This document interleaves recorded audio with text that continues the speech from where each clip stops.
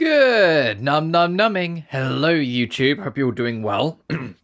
We're back with more Rise of the Tomb Raider. Sorry for no stream yesterday. We'll make up for the metaphor by having the metaphor stream be tomorrow instead.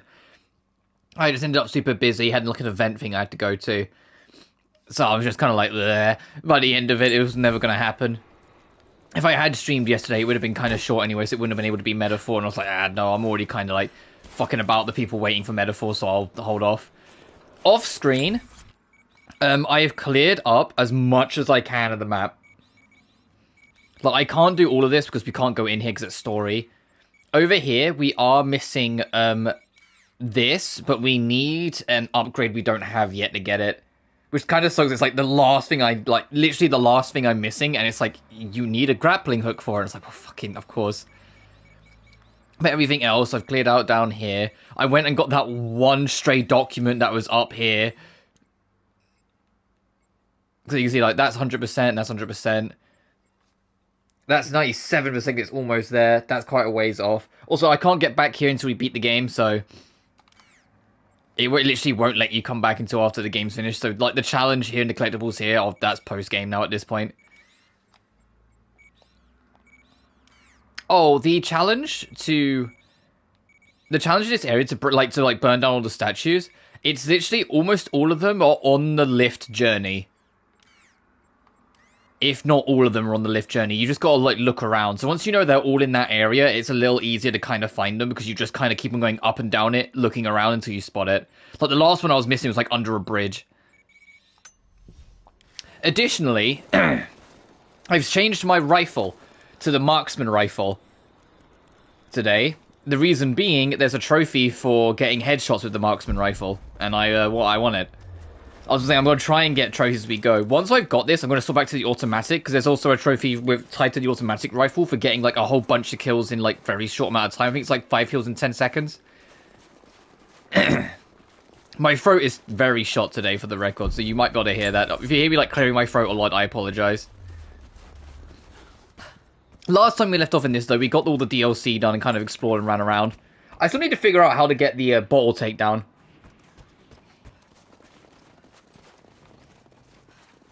Because, yeah, if you swing, you drop it.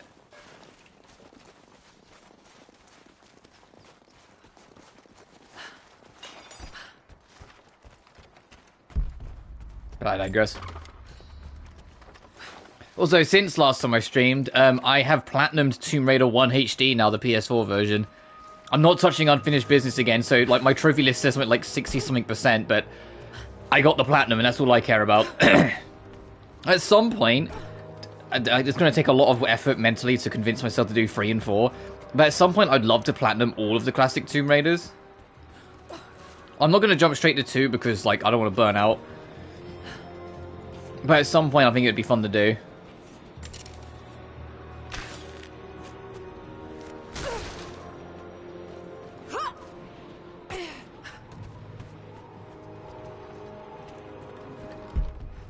That's just a normal box. Can I get down to it? Oh, there's a box in there as well.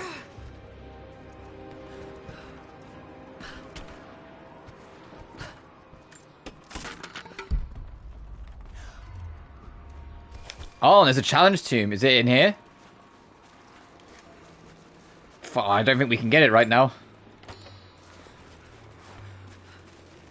Yeah, we need explosives for this. Fuck. Well, at least we found that the third tomb is there, so it's probably behind that barrier. Let me see if I can get that box.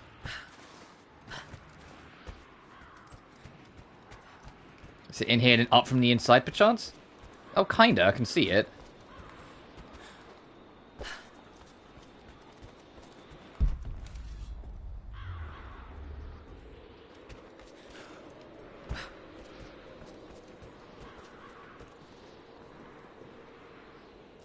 Can we climb this? No. This? No, fuck. Oh, she can kick off it, though. That gives me an idea.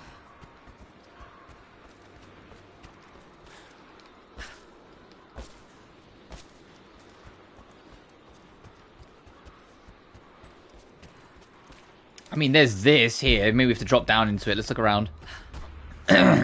Oh, my throat. Oh, I'm so sorry.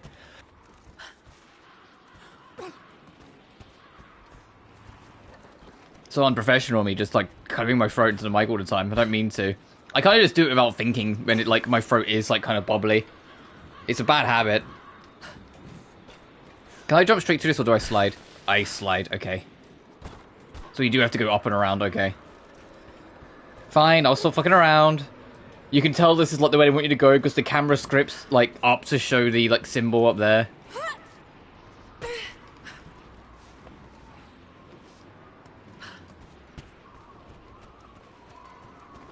Cages. Like they were animals. I don't think Anna shares our faith. Or she's in this for something else. She's conflicted. I get that. I used to be the same way, but we've all got a part to play in this. Took another patrol to see if I could get another kill. Sure enough, caught a remnant at the perimeter. Took my time. Did it with my hands so I could see the light in her eyes go out.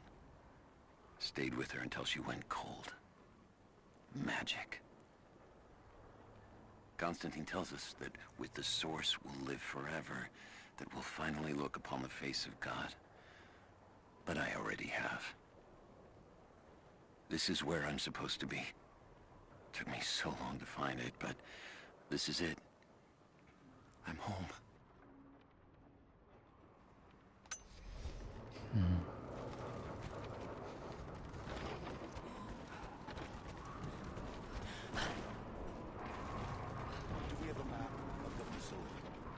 Negative.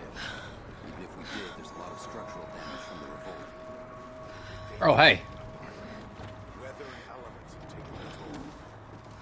So this is where the soldiers broke. Yeah. First contact was in one of the mine shafts.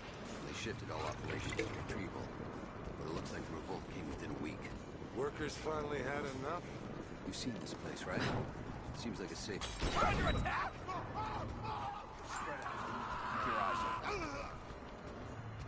I still need to get a takedown just the bottle, so I need to figure this out. I think I know what we've got to do. I think we've got to get them like injured on the ground, then pick up the bottle and throw it at them. Let's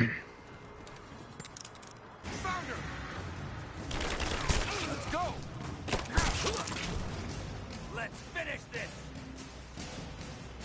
I still also need to get the get a kill with every shot of the revolver without reloading.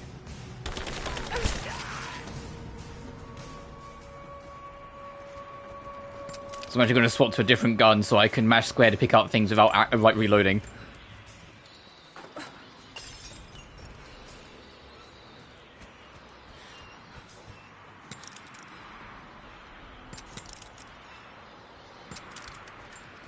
I was just checking, sort of making sure.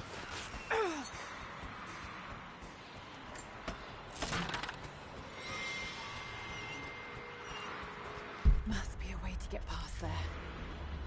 Maybe it will burn.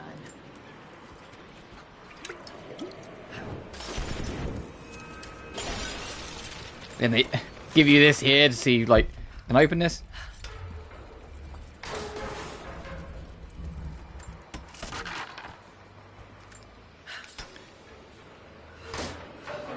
You can tell this is the one that you can open because it's like the other ones next to it are either already open or clean.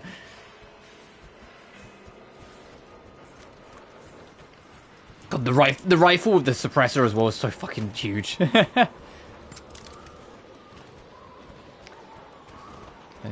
Hey, one man. Where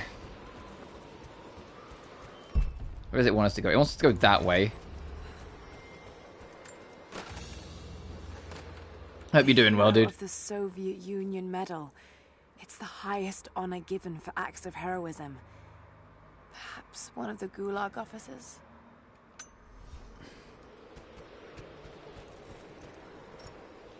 Oh, gee, I wonder how this guy died. Environmental storytelling, just a bunch of mushrooms in front of him.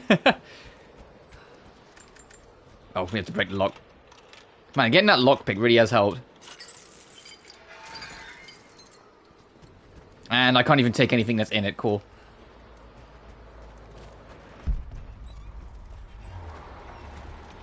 Oh?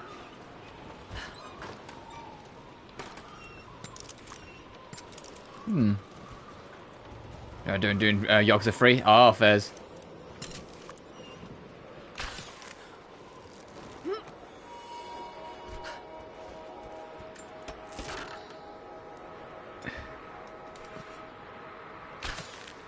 Well, yeah, because there's always a lot more layers to it. Unfortunately, like, especially on your first playthrough, when you're still figuring it out, it does often feel like your best plan of action is to just put up with all the blocking, and then anything that comes your way, block it yourself. It's like, especially on your first playthrough, and especially if you've just come off of, like, the Kiwami games, like, 3 does feel a lot slower and a lot more defensive. Like, once you get a feel for it and feel it out, I think it's not like that at all, but it does, like... The fact that, like, your first feel to it does feel like everything you try to do, you just get bounced off, and anytime they attack you, if you dodge it, your dodge isn't quite good enough, so you end up having to block it. But I get it, is what I'm saying.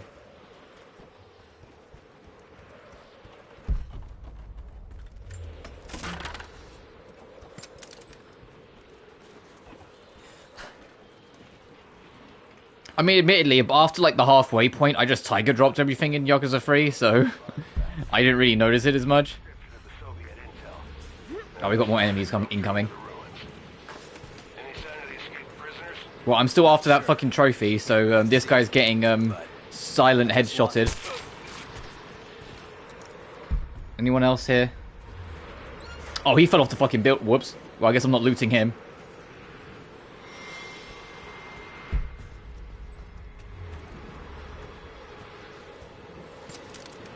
And just so I don't accidentally reload. This is literally just to, like, safety measure myself. I swapped to another gun so I don't accidentally reload. Because it would null and void the trophy. The trophy is every single shot in a full chamber of the revolver has to be a headshot. But if you reload, it null and voids it. So if I swap to another gun every time I'm not using it. It also sucks because I would just abuse, like, quick travel. But if you quick travel, Lara auto-reloads her gun, so it also null and voids it. So you have to actually just, like, work your way through the game and do it as it comes. Probably the easiest way to do it, now I think about it, would be, like, some of the challenge modes you can do. Because there are challenge modes in this game that has a bunch of, like, enemy swarms and whatnot. Freeze Kiryu's movement is weightless. That's unfortunately, I think, a holdover from the PS2 games. The way Kiryu feels. I say I think because I haven't experienced PS2 Yakuza 1, but I haven't, I kind of, like, feel it like that way.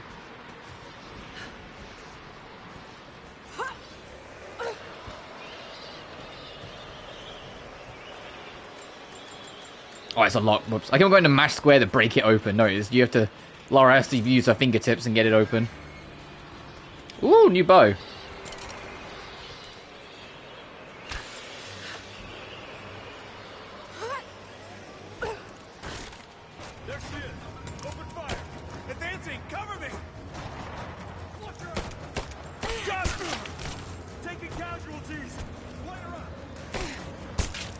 Hey, laying down the law. Trophy unlocked. Get 6 headshots in a row. Alright, now I can use my my marksman rifle, because there's a trophy for getting 25 headshots with a marksman rifle that I want to also work on.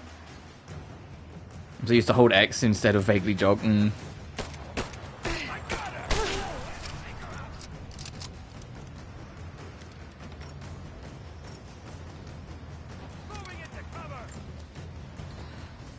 Why did she auto regen? Hang on.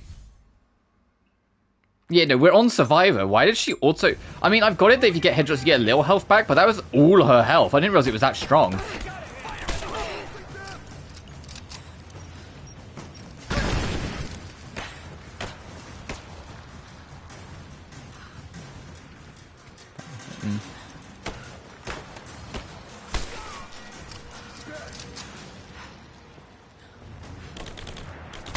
I'm prioritizing trying to get all the headshots with the marksman rifle, because as soon as we can get it, I can swap back to an assault rifle and start working on that trophy.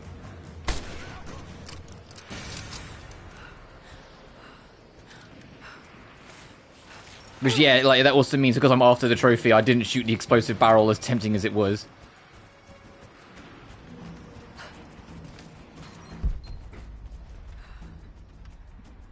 Give it, So guys, the only RGG thing I'm really paying attention to moving forward is Virtua Fighter 6 that they're working on, because we saw gameplay of it at EVO, and, like, it's... Oh my god, it looks so fucking good.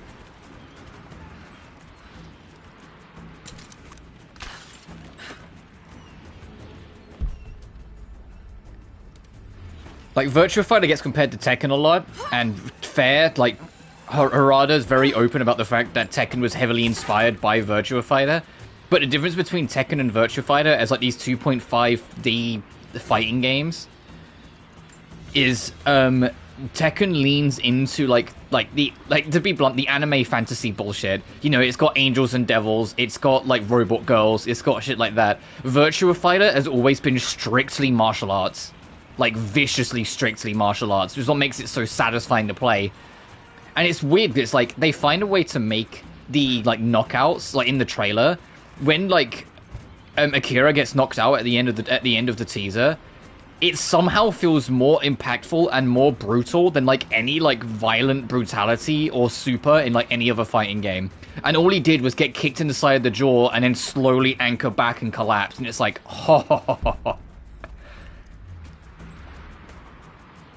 like, Virtua Fighter's fucking bag. But, like, that's, like, the only real RGG game I'm, like, really looking forward to right now. Because, like I said, I'm kind of taking, like, an extended break from, like, their, like, a Dragon verse. Like, you know, like, the Judgments, the, the Yakuza's, the upcoming Project Sentry.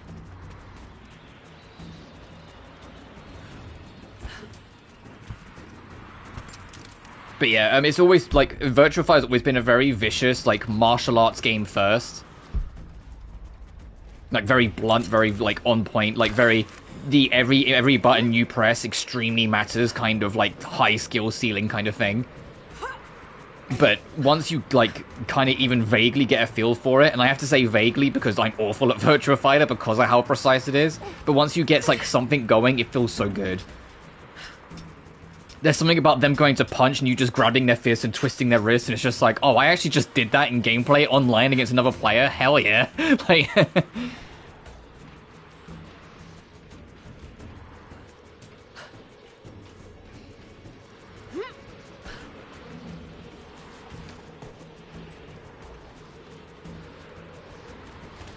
Oh, yeah, as I said, like...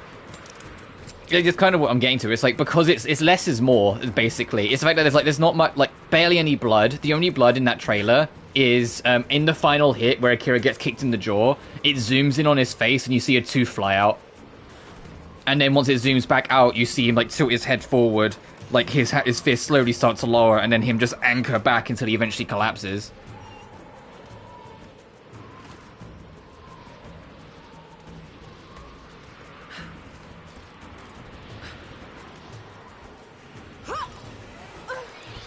But like, in Mortal Kombat, like, no, it doesn't have as much. Even though it's like it's super gory and violent when they like chainsaw each other apart or whatever, it's like they're just cutting through jelly, you know? Like it doesn't really have the impact, at least for me. What are we hiding over here? But yeah, it's still called just New Virtua Fighter Project officially, so I don't think it's coming anytime soon, but it is starting to come together.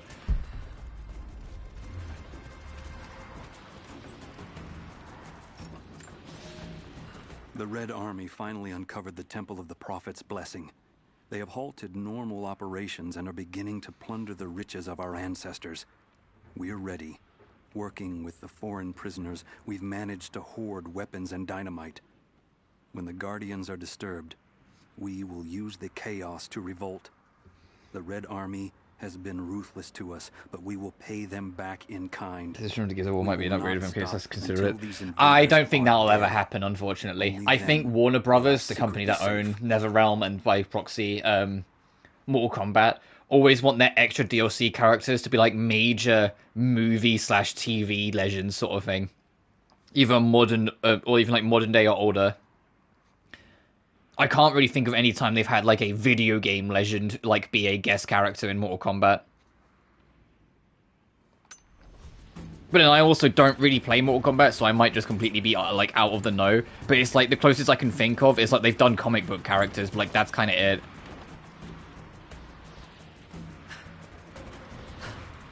I mean, yeah, so I've played Gears 1, only Gears 1, but it's why I always call, like, any, like, thing that causes a big beam from the space the Hammer of Dawn, because that's what I'm referencing.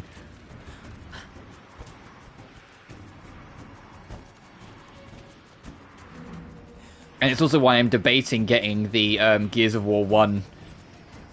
I don't know if it's a remaster or a remake, like, particularly, like, which way round it is, but that...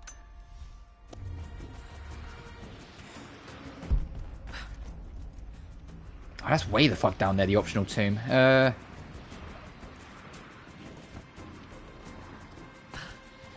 I get to that? I know there was that metal barricade, but I don't know if that was a separate cave from the tomb, which is why I want to quickly just check. Because the game keeps on dinging at me like, hey, this is important. Oh, that's a death plane. Okay.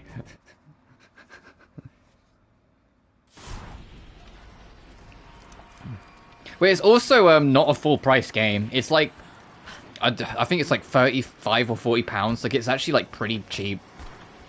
I don't like. I was at like 50, like near around $50 ish. As you know, I'm this high up. I might as well just fucking carry on. We can get the fucking optional tomb later. It's not going anywhere.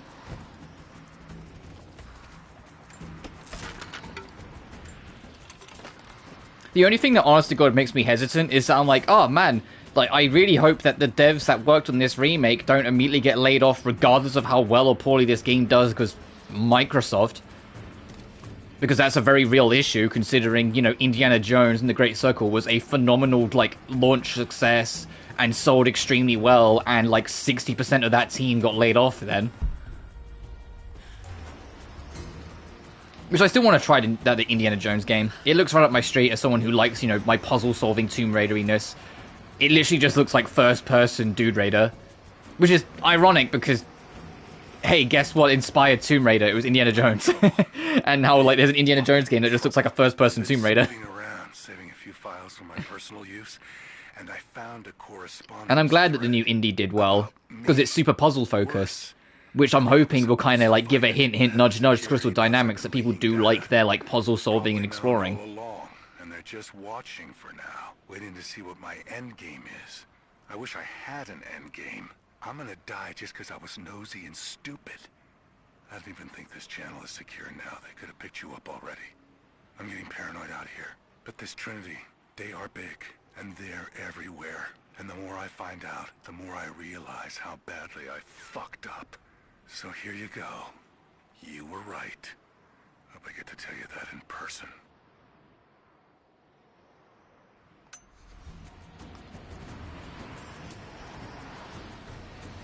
Okay, that's another swing. Can't wait until we get the grapple hook. So I don't have to do this every time. The Line and we'll talk. Is the company that made Spec Ops: The Line even still in business? Or, I guess, better question would be, who owns Spec Ops as a franchise? Because Spec Ops: The Line wasn't the first entry in the series. It was like the 6th or 7th, but it was the first one to be of the way it is. Damn, be quiet.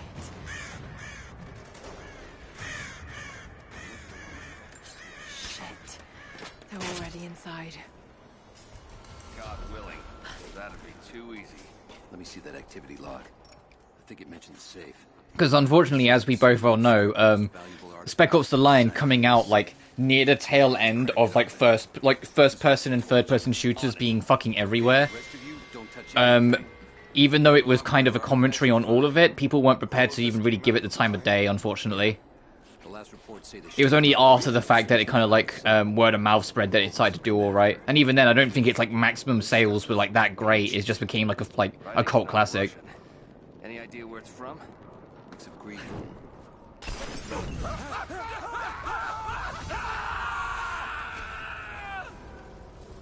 Am I the monster? So, speaking of Spec Ops, like, oh Jesus! Revengeance effect. Revengeance was like weird though. I remember at the time, like people like, and this I get it because people just wanted more Metal Gear Solid, and then suddenly here came a game that was nothing like Metal Gear Solid that used the Metal Gear moniker. But, like, it was weird. Like, people fucking hated Revengeance when it first came out. No one wanted anything to fucking do with it. Which is wild, because it came out exactly a week after the DMC reboot, and I was like, hey, it's a good hack and slash. Come on. Like...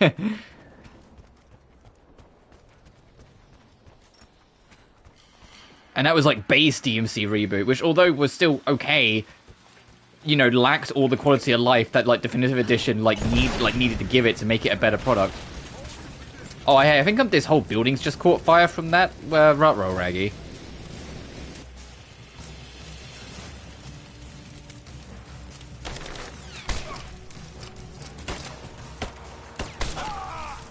Hey, I can corner poke. Also, there's a gas there I can use for explosions. Get me away from the pack. Yeah. There is a small part of me that's kind of curious what Kojima's original version of Metal Gear Rising was going to be like. Because if you remember, his original version of Metal Gear Rising is completely different from what Platinum Games made. His original vision was it was going to bridge the gap between Metal Gear Solid 2 and 4 to explain how Raiden became the way he was. And it was going to be a lot more, like, it was still going to have the action-y element, but it was going to be a lot more slow and more precise, almost like a samurai kind of thing. But he just couldn't get, his team just couldn't get the gameplay to work whatsoever. So when it went to Platinum, he went hands-off because he just knew Platinum knew what they were doing. And went, look, like, he, like, supervised, but he said, look, you make your own story, just make it separate from the rest. If it does well, maybe we'll then try and tackle what I wanted to originally do beforehand.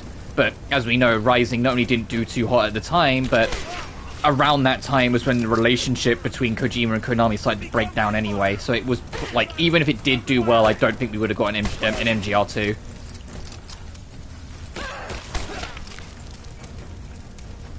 And as much as the current Platinum games would love to make MGR2, I don't really know if that's on, like, the docket, because a lot of the team's moving on. Like, a lot of Platinum's, like, old, like, legends have left the company or moved on. There's still enough around that they're making, you know, Ninja Gaiden 4, which looks peak, but you get my point, where it's like a lot of that team for, like, MGR have moved on to other things. And it's also been, like, what, 12 years almost? Give me covering fire! So as soon as the trophy pops for 25 headshots with the marksman rifle, I'm swapping off. But I think I didn't use the marksman rifle straight up at all on my first playthrough like 9 odd years ago, so it's just like a straight fresh 25 kills.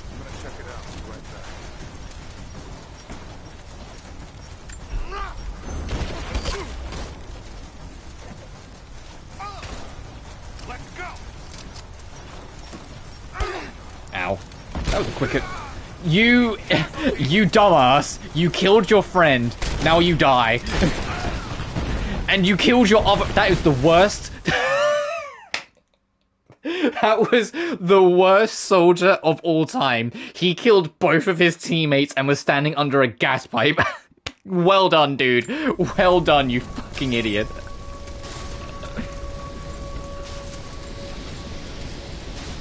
Trinity really does pick 'em right, huh? Fucking Jesus Christ.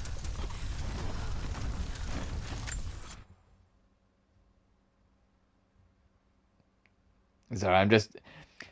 I haven't done it yet in the stream. I've reset the YouTube chat just to make sure I can still see anything that comes through. Nothing new had come through. Thankfully, it was just my paranoia after how much times it's fucked me over time.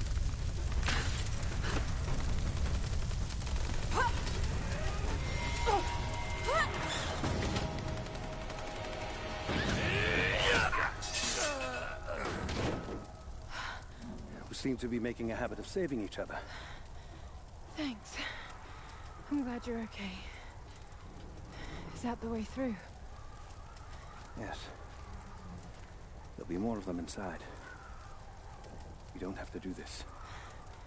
Can't get rid of me so easily. I still need some answers. And there's no time to waste.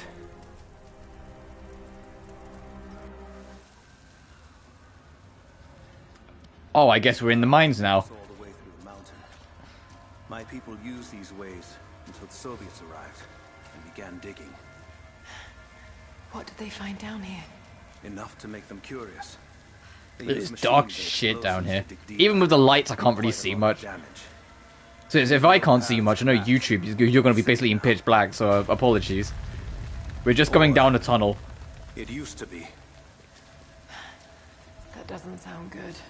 Trinity must have found the old mining equipment. Well, I say that, I'm looking at it right now, it's not as dark as, like, when we was going through the classic Tomb Raiders dark, that was, like, hideous. I'm afraid not.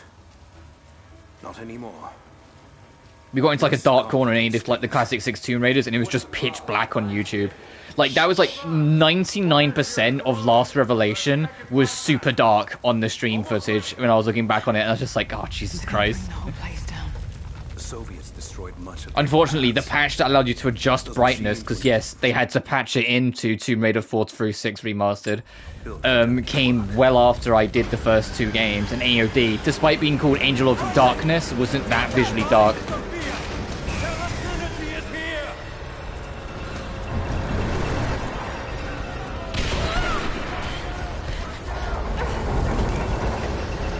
I'm taking damage?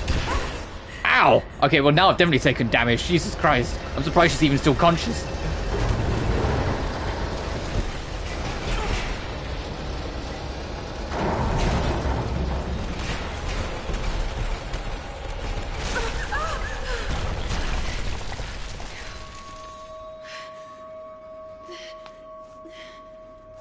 But yeah. As I mentioned it in the last game, but they still have like the scripted, like the whole bunch of scripted action sequences. But I do feel like, and for the better, they toned it down a little bit Can you hear me? compared to the last game. You still get them, just nowhere near as frequent. They let you actually kind of like feel out the game more. Maybe we can get the elevator working. Gotta be a way out up there. Hold on. I think I can... I'm gonna wait for the ground to stop shaking. Okay, okay.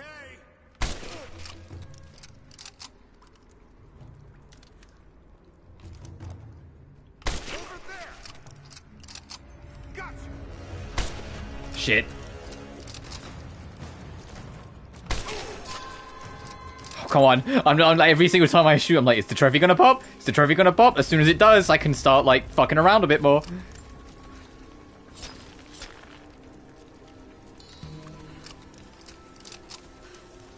Oh, I should have Got to try that control panel. mentioned. Where is it? You can see on the top right where I've been doing cleanup. There's literally nothing I've picked up that's Mongolian, which is why it's level 1. But I've got my Russian to very almost level 4, and my Greek's on level 5. And you can see in the top right corner of that. I should have mentioned that when we started, but I just forgot. Where I've been exploring, I've built up a lot. To be honest, you get a lot of Russian from the DLC. Like, it kind of feels like cheating. What? You can push objects in a Tomb Raider game? Oh, Jesus Christ, say it ain't so, Crystal Dynamics. What next? You're going to tell me we can swing from ropes? Oh, we've already done that.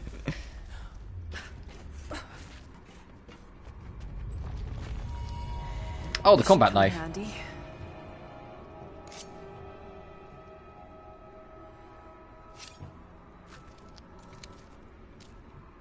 Which you use less for actual combat and more for cutting ropes.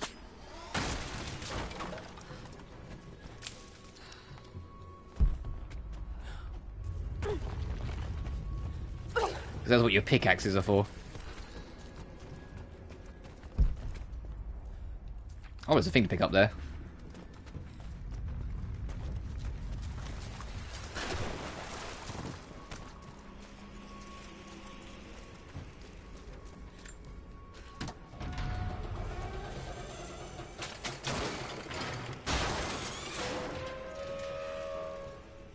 That sounded healthy. Now what? That's why I backed up, because I was like, I think that's going to come crashing down.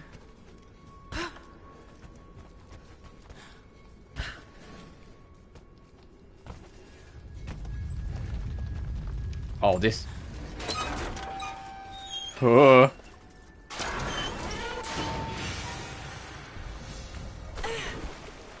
And now I'll just ride the lift up. Wait, why isn't it going anywhere? We have to climb it inside. Ah.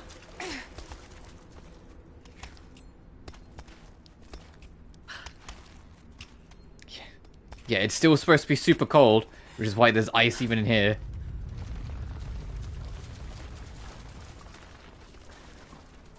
Which makes the fact that Lara is bare-handed right now, like, even crazier. Like, you're on a snowy mountaintop, girl. Where's your gloves? At your earliest convenience, please acknowledge these communiques. We have received no directive since the discovery of the ruins. Examination of the artifacts and scrolls recovered from the site continue. As impossible as it may seem, it appears we may have discovered the ruins of the legendary city of Kitesh. There are also numerous references to some kind of messianic figure. If I'm interpreting the texts correctly, he was a prophet who fled Byzantium sometime in the 10th century. The inscriptions say he carried with him an artifact of great power.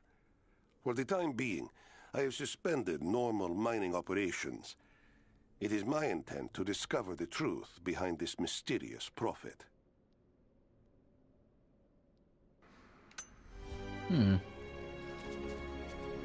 Okay, no, but notice our Russian didn't level up. Are we at the max? We might be, because that didn't move at all. Level 3 might be the cap for Russian. It caps at whatever the hardest you need for it is. Could this be part of the lost city?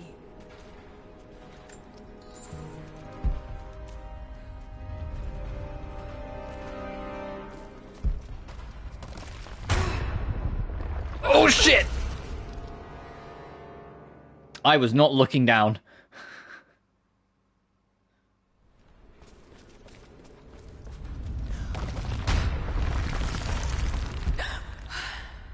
Too close.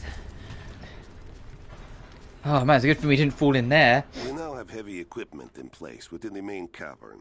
We intend to gain access to some kind of temple, even if we have to rip down its ancient doors to do so. While hundreds of artifacts have now been recovered and catalogued, 2 guard crews have gone missing in the mines. I have personally questioned the native prisoners. They claim to have no knowledge of the whereabouts of the missing guards.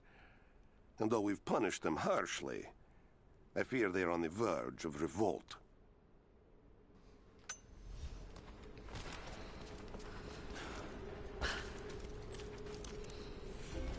But since we were talking about it a little earlier, speaking of like Metal Gear Solid, I wonder when Master Collection 2 is actually going to be announced, because it has been a few years now since Master Collection Volume 1. I imagine it's going to be like at this point after Delta's release, like they're not going to announce it if it has a chance to kind of pull away from like Delta's promotion, because that's the end of this month. That's rapidly becoming the story. So maybe like at the earliest, like the next show afterwards, so like well, Tokyo Game Show. But I feel like Tokyo Game Show is not big enough. They might leave it for something like Game Awards. There are incredible ruins all around me. This must be part of the Prophet's lost city. But how much more is true? The divine source. Could it Master Collection 2 skip rumor status. We know it's happening, we just don't know anything. But we've known that since Master Collection 1. They literally called Master Collection 1 Volume 1, which immediately says, oh, so there is a V2 coming. It's just what's a part of it, and when that might get announced, we don't know. I think MGS4 is a guarantee. I think MGS4 will be on Master Collection 2 no matter what, because it needs to break free from the PS3's chains officially. It's just what else? I know a lot of people want it to be like MGS4 and Metal Gear Rising and Peace Walker, but you gotta keep in mind, if they want to do every Metal Gear Solid, how the fuck are they gonna sell? Oh my god, this misnomers exist, I know. But how the fuck are they gonna sell Volume 3 if they do that? They need something interesting, at least one like big interesting game per collection.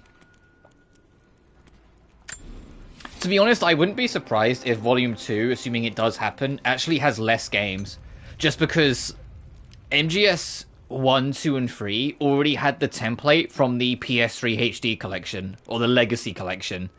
So they used that as the baseline, so it was easier to get more of them together on one collection. MGS4 never got the HD, like, although it is a HD game, you know what I mean, it never got like the full HD remaster treatment, and its coding is very much in tied with the PS3, so it might take a lot longer and cost a bit more money. Which might make the second collection, if they decide to include it, slightly smaller because of resource allocation. I wouldn't be surprised if it's 4 Portable Ops and Peace Walker, and then Collection 3 is Rising, the Acid games, yeah, and maybe they will do like something with MGS5 to make it like native on PS5. Maybe.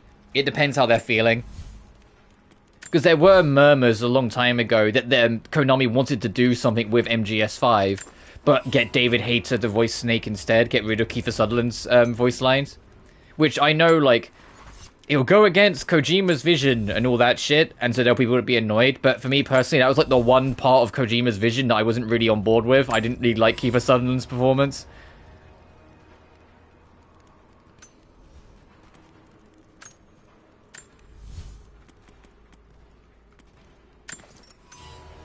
Okay, so I'm going to keep the Golden Fang Marksman Rifle on for now, just until the trophy drops.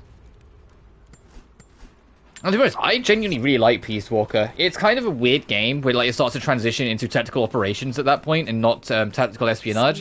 Shows the prophet. So you have like, you know, the whole base building and things like that, but I genuinely like Peace Walker for what it is.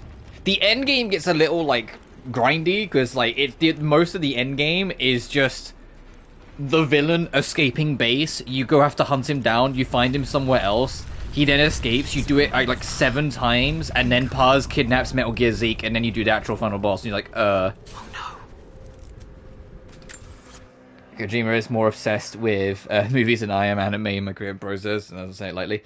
Yeah, like, as time's gone on, like, when I was younger, I was very much in the mindset of Kojima should just make movies. But as I've got older, I look at like all the games like he's directed, like especially like his newer ones, like with Death Stranding and whatnot. And I'm like, well, no, because a lot of the things he does with his storytelling, even as far back in the early days, like Metal Gear Solid 1, you know, Psycho Mantis, he makes his stories around like the base mechanical premise and setups of video games, things that just wouldn't work outside of the medium. You couldn't have something like Psycho Mantis hit the way it does in a film compared to a video game where he can read your memory card, where he can make your controller vibrate. Or in MGS2, when the AI starts breaking down and Colonel Campbell randomly calls you and says, turn the game off now, you're sitting too close to the TV screen. You're like, what the fuck? Or how the final boss of Death Stranding, the game transitions into a fighting game.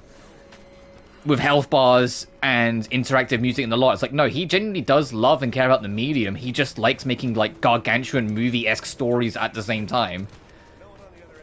Like, the older I've got, the more I've kind of appreciated that, no, he is, like, a gamer in that sense.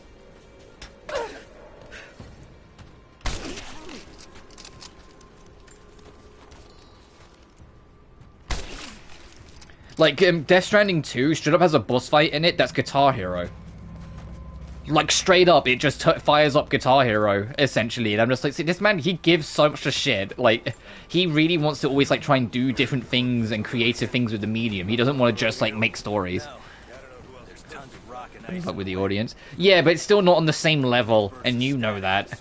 You can do all sorts of creative and cool things with 3D glasses, but it doesn't put it on the same kind of level. You'd have to try very hard to make that work that way. Cover me! As I take his head off. Get clear. That's a grenade. Shit, missed. Grenade out. Oh, what a headshot. Conclusion. And also, there's going to be a little bit of my bias showing because those old fucking 3D glasses, they only ever served to give me a headache, and they never really worked in giving me a proper 3D effect anytime I watched, like, any movie with them. Like, nothing gave me a migraine quicker than the fucking blue and red when I was a kid, and so I just don't touch them ever.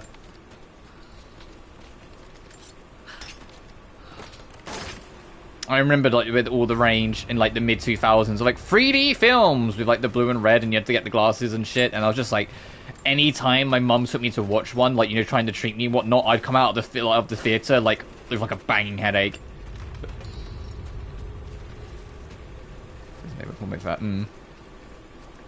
That all being said, even though Kojima isn't involved, I am still, whenever, like, this decade the fucking movie drops, I am really curious about the Metal Gear Solid movie. Comrades, it is imperative that you respond to my communiques.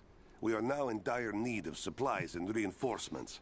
A full revolt is in progress. Because the director of it did reach out to Kojima for advice before he started it, and the biggest thing Kojima said and told him was, betray people's expectations. He says, don't just make what you think people want. Which is entirely, I think, kind of fair, because when you look at the Metal Gear Solid series, Kojima always just kind of did what he wanted. He never, like, it's like, hey, we want to play as Snake again in the next game. He's cool. Okay, here's Raiden. Hey, I want to play as, like, Solid Snake next time. I miss him. Okay, here's Naked Snake. Man, I just want to play as Solid Snake in the next game, please, Kojima? Okay, fine, you can play as Solid Snake, but he's an old man now. Like Kojima just always does what he fucking wants. This is video directing. Yeah.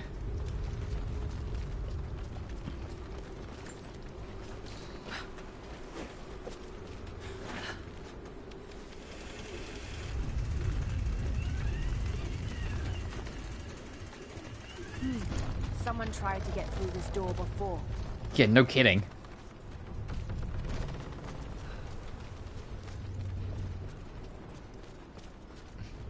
Oh, someone tried to get through this door. How can you tell, Lara? Sorry. Oh, we're gonna get the grappling hook? Because I think we need it for that.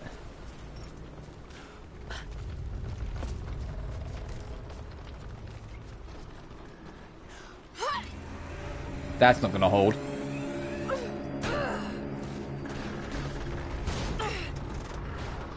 Oh, hey, it's the other way, never mind.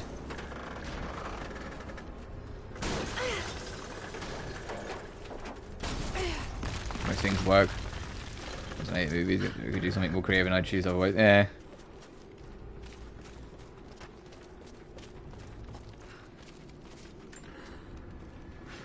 I love the movies I watch, I just don't watch movies often, like, at all.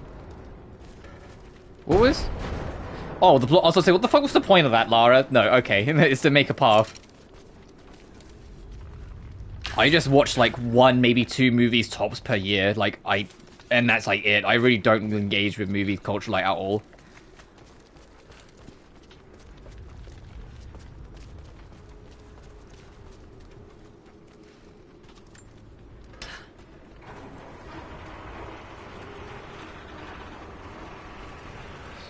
Loves game. Oh, we're gonna like drop this so it slams into the vehicle to make it drop? Is that what we're doing here?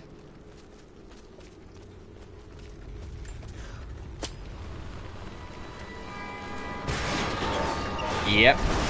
Which would then yank the rope with much more aggressive. Yep. Okay. I mean, movies are changing every year. The Marvelification of the movie industry has long since kind of faded and passed.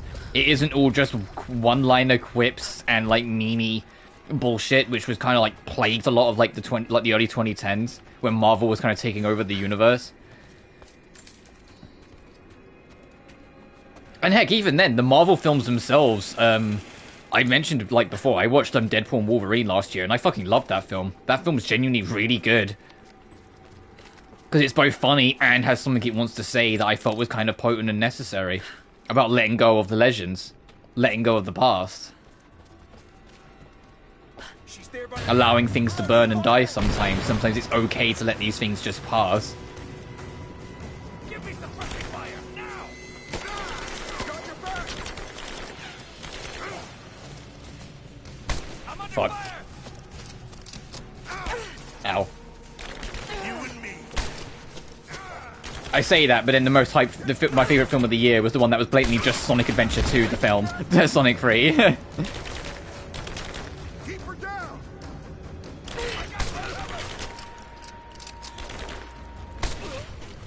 Come on, Trophy. Pop so I can swap to a different assault rifle. Come on, Trophy. Come on.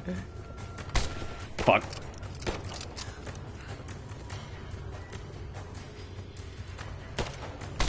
I gotta be close by now, right? Uh-oh. It's fourth wall break nonsense. Yeah, but even that, if handled right, is really clever and cool.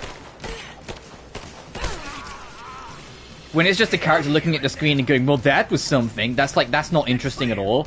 But like, even Deadpool and Wolverine, its fourth wall breaks were genuinely pretty fucking clever. And added a lot to the humor that the game was the fucking film was going for.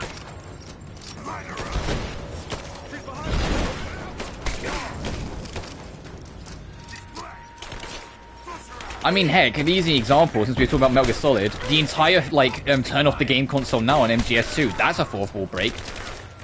The entire fucking Arsenal Gear is one giant fourth wall break.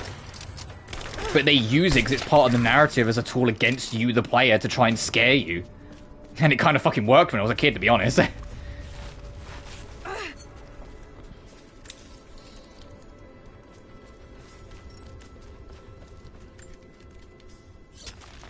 And Metaphor Refantasia we were playing, although it doesn't directly break the wall, it's kind of like sitting on the wall at times.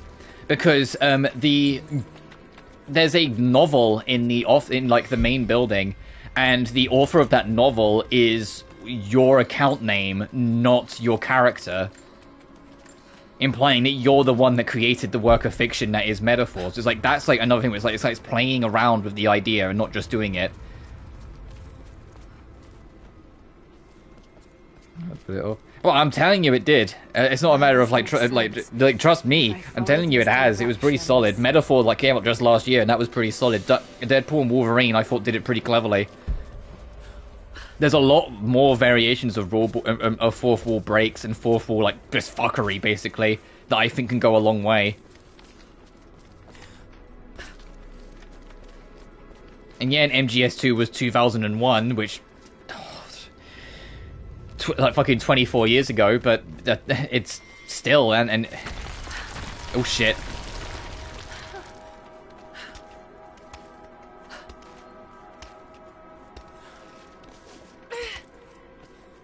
I mean, heck, MGS5, I mean, that was also like nearly a decade ago now. The main character of that game is your creator character in disguise. Although it's not quite fourth wall break, that's closer to like a meta twist, but it's still like something in that kind of vein. A gold sword hilt inlaid with jewels. That you were the main character all along kind of thing. The blade itself was snapped off at the base. Did this happen in battle?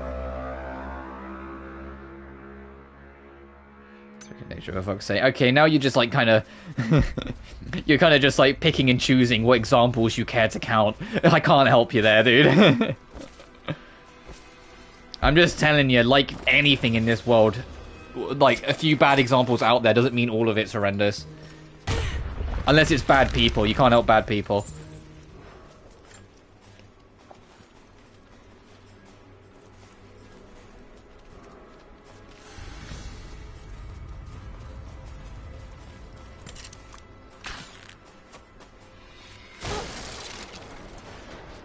Going to win me over. Yeah, I'm noticing.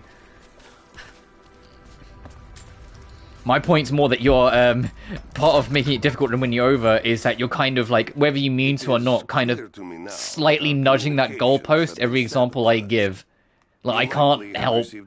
Dude, like, come on. But I will continue transmitting as it is my duty. And I don't have the, to be blunt, I just don't have the patience anymore to sit down and be like, okay, well, what about this? What about that? What about this? What about that? Over, like, the past couple years, like, you've worn me down, dude.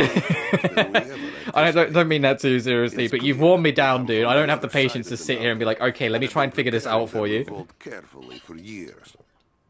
We are now without power and water, and winter is upon us. Those of us who remain will. That's a cheap shot. I'm sorry. We have one train transport that we will take with us. Genuinely, some of the times, like when we'll talk about something and then it turns into a, oh, but I disagree because X, Y, and Z. I'm just sitting there and I'm like, am I really up for this? And it's happening more often. And I know it's just like, as time's gone on, I am just getting less patient, which is a me issue. But it is one of those things that is happening more and more frequently with you, one man. Sometimes, like, you come in, like, telling me that you don't agree with something or whatever, and I'm like, do I have the patience to have this conversation? With goalposts, I mean, counterexamples. No, it's not the case. Oh, hey, changing subject to this game. Hey, I remember this arena very specifically. You know why? Because my dad got stuck in it for ages. This was later on, before like I stopped, like just before I stopped really talking to my dad. I lent him Rise of the Tomb Raider after I finished it.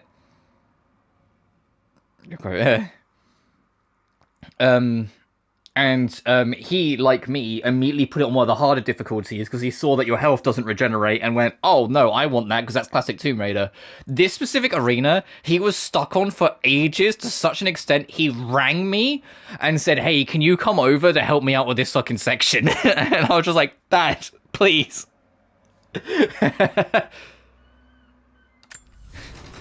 But yeah, he was stuck on this section for ages because there's not enough cover. There's a guy shooting at you from way up here the whole time. There's a guy with a shield bum rushing you the whole time. It's just, it got overwhelming for him. And keep in mind, even by that point, he was like touching 50, so he's not necessarily like a young man with it. It was just overwhelming for him. He couldn't keep up with it. I was going to end the Tomb Raider. I mean, in most people's opinion, this game is the best of the Survivor trilogy. And on a technical level, I do kind of agree. I just prefer Shadow because Shadow itches the scratch I wanted more. But this game is better polished and has a better idea of what it wants to do compared to Shadow. Like, you'll see when we get to Shadow. Like, Shadow is kind of messy. It just, the things it does right were like really, for me, right. I am gonna kill you. Of course you are. Ow! Actually, you might do.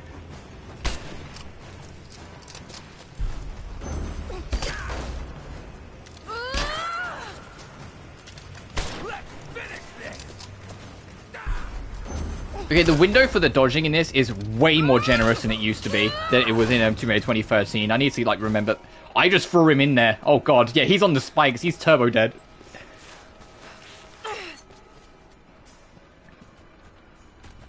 Oh, me try and bring me up. Yeah. Fair enough. Yeah, I think my Russian is maxed out. I'm not seeing that bar move up anymore. I will soon be dead. And with me, all this place. Escape for us was never an option. We boarded the train and set out for the long journey, only to discover that mere miles from the mountain, the tracks we built upon the backs of so many dead had simply disappeared. But as I said before, when we finish Rise, I do want to try and 100% this game. I won't do it on stream. I mean more like once I finished it, instead of moving straight onto Shadow, I will like do something else and then in my spare time start working on 100%. Because I know that if I move on straight to Shadow, I will just drop this game. I know what I'm like. I will just stop playing this and start playing the next one. It's why, like, when we was going through, like, classic Tomb Raider 1, 2, and 3, I didn't start Tomb Raider 2 until I was done completely in my own time with 1. But I did the New Game Plus run, I did the 100% run, etc., etc., and then moved on to 2. And then after 2, I did the same before I moved on to 3. And although it took me 10 months, I eventually did the same with Tomb Raider 3 before Last Rev came out. Quick of your rationale. In what sense?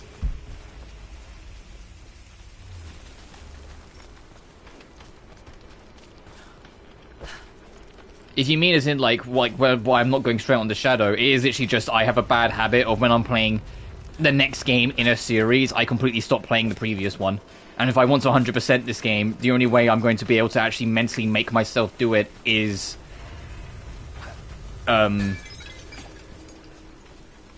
oh, why you do 100% off stream? Because it's fucking not interesting to watch, in my opinion.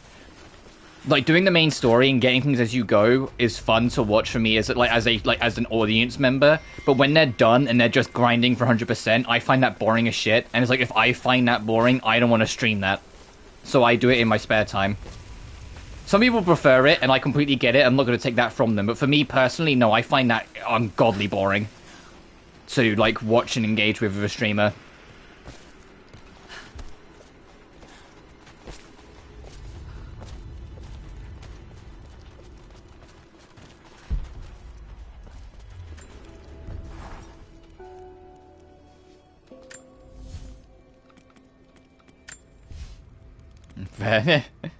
And so if I find it boring, I don't want that to be on my streams.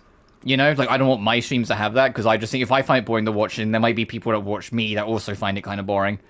I'd rather all the content I make be something I'd watch. Because if I'm happy with it, maybe at least someone else will be.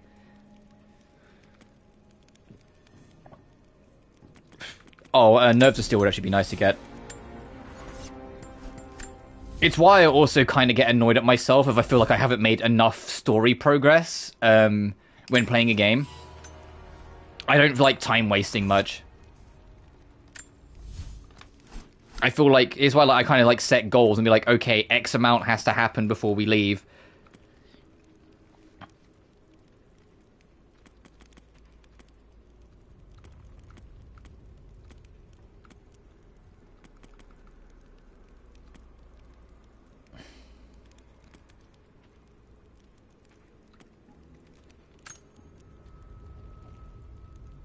Okay, yeah, this is the bow we got. I see it as whether it's worth somebody watching a VTuber background. Just chatting stream. From grind stream. I mean, yeah, I get that. Like, if I, was a bigger streamer, first of all, and secondly, you know, had a proper PC set up so I could, like, manually record, like, the stream as I go. Because I've said before, like, my ultimate goal that I would love to do and have set up eventually would be, I'd stream on Twitch, but when the gameplay starts, I start recording, and then the entire VOD, like the video on demand, goes on YouTube, like, as soon as I'm done. So, like, it's none of, like, the yapping, none of, like, the time wasting, none of, like, the stuff. It's, like, as soon as, like, you click on the video, it's, like, the start of the gameplay sort of thing.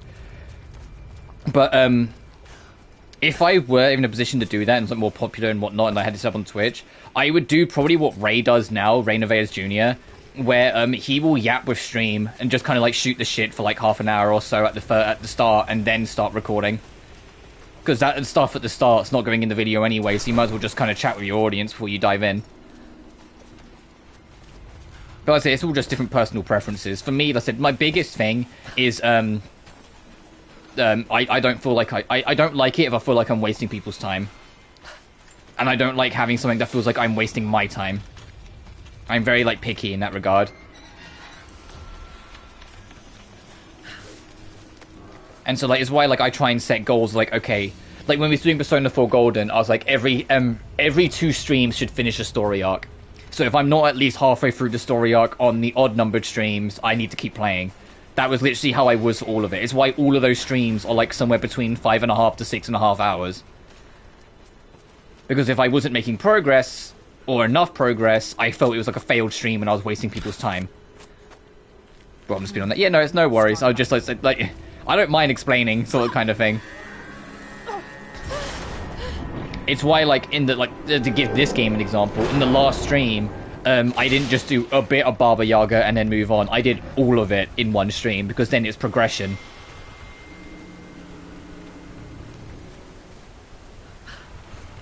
I don't mind stopping and yapping and, like, you know, talking about things and whatever, as long as, like, the story goal I want to reach is still met. It's why sometimes some streams end up kind of short, because I reach my goal super early. And you can always tell, because even if I plan to play it more, you'll see me start to burn out and tire out of the stream after I've reached my goal, because I've reached my goal. You know? I've reached where I wanted to be, so I'm like, okay, I'm kind of mentally done now, so I kind of switch off a little more. And that's when I end up slowing down and talking to chat more often, or, at worst, wrap up the stream, because I know I'm not in it mentally as much now.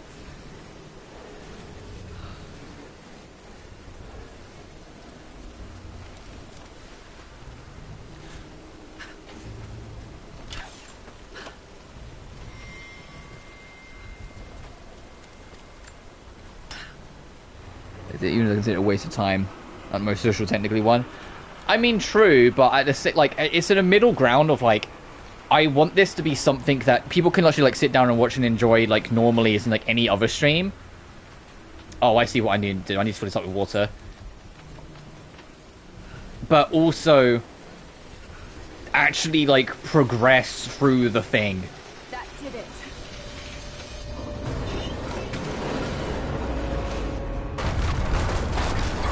Like, social events I end up not seeing as a waste of time, because I usually get a chance to, like, get to know my friends better or make new friends. But I also rarely do social events because that's anxiety-inducing as shit. Too many people.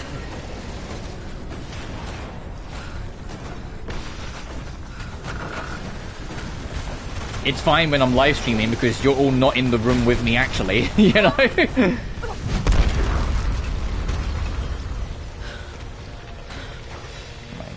in post. Yeah, because we talked about it before. I know a lot of people watch my streams in post, and I know that because I see the view counts and how they creep up. The Death and Request streams are easy examples of that.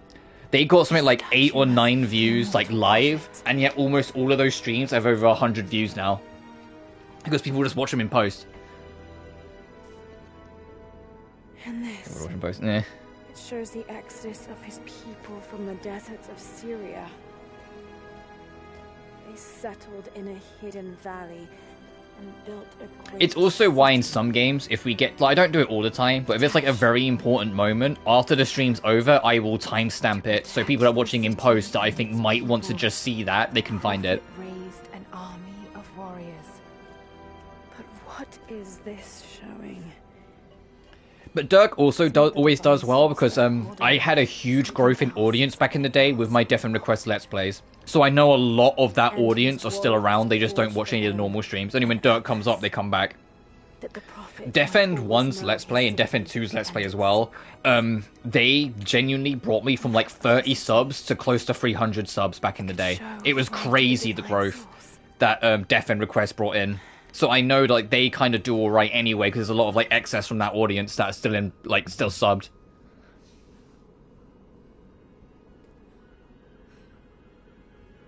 Oh hey dude, I had no stuttering, no frame drops, and no nothing from that. So I think that was just on your end, dude. I didn't lose anything.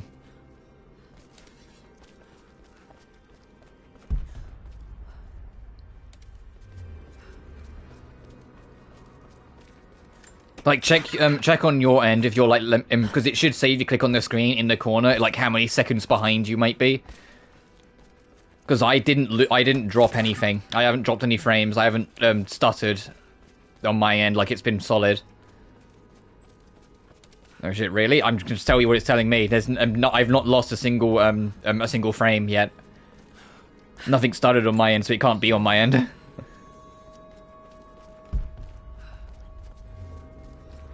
Trust me, you would know if I had it on my end, because I always, like, stop dead in my tracks to make sure. But I'm still moving because nothing's changed.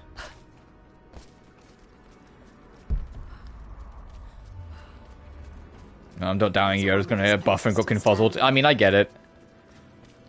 I mean, the fact that your messages still came through told me you're at least still mostly connected. It probably just, like I said, just lagged. It might have even just been YouTube's end.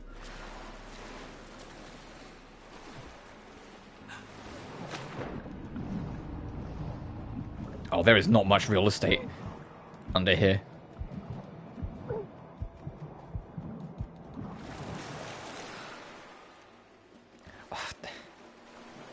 You know what I hope they bring back when Tomb Raider Next comes out? Just give me a traditional fucking oxygen meter.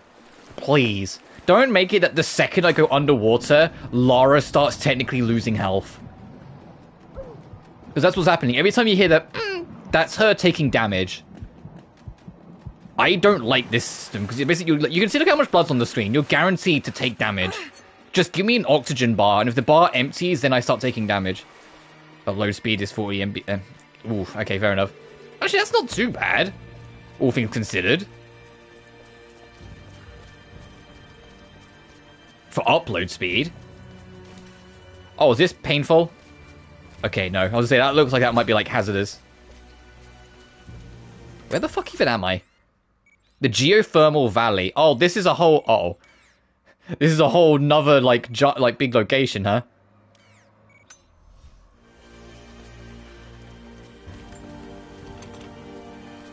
Upload speed, yeah. I was gonna say, that's not, like, bad at all. I think mine, like, my upload speed's, like, somewhere, like, between, like, 25 to 30. Like, still pretty solid. What am I aiming for here? Okay, it wants me to get up there. It's giving me arrows. Oh, can I climb this? My download speed. Okay, my download speed's like 200 megabytes. So yeah, you've definitely got some crazy. So it probably was just like a surge or spike that went through your area or something that just kind of delayed you for a sec.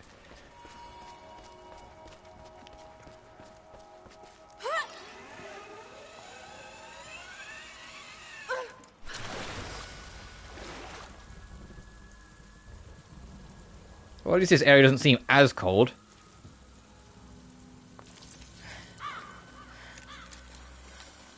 And have some chrome. Oh, gee, I wonder. Stop right there. Oh, hey, Sophia. Hey, I met your, like, Easy. dad or, like, mentor You know or I'm not with Trinity. whatever. Why should we believe you? I escaped with one of yours. A man named Jacob. Where is he now? We were together, but we got separated in the mines. She killed him! No! No.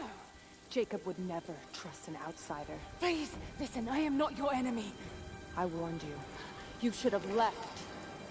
Sophia! Enough! Father! Opera GX. Fucking Opera GX. I don't trust that browser like at all. Anytime I see I see so many people like do promos and like sponsorships for it, and then anytime I look into it, I'm just seeing people complain about how it like tanks your like internet unless you've got like a really strong PC. Trinity is coming in force. We must prepare. Her? She's a friend. On my word, no harm will come to her. These ruins. They must be near the Prophet's lost city.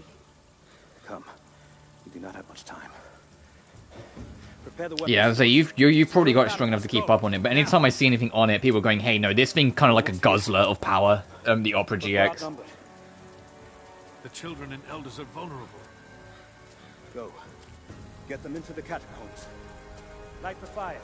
The valley must be alerted. Okay, now that we made it to the actual settlement that I wanted to get to on the stream title, I made a mental note. As soon as we get some kind of explosive, I need to go back to the snowy area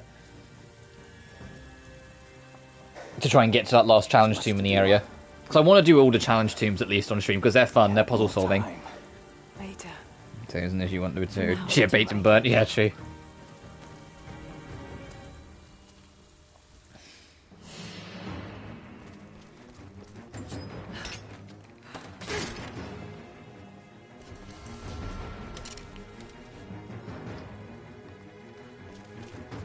Why is the music so intense? We made it to an encampment.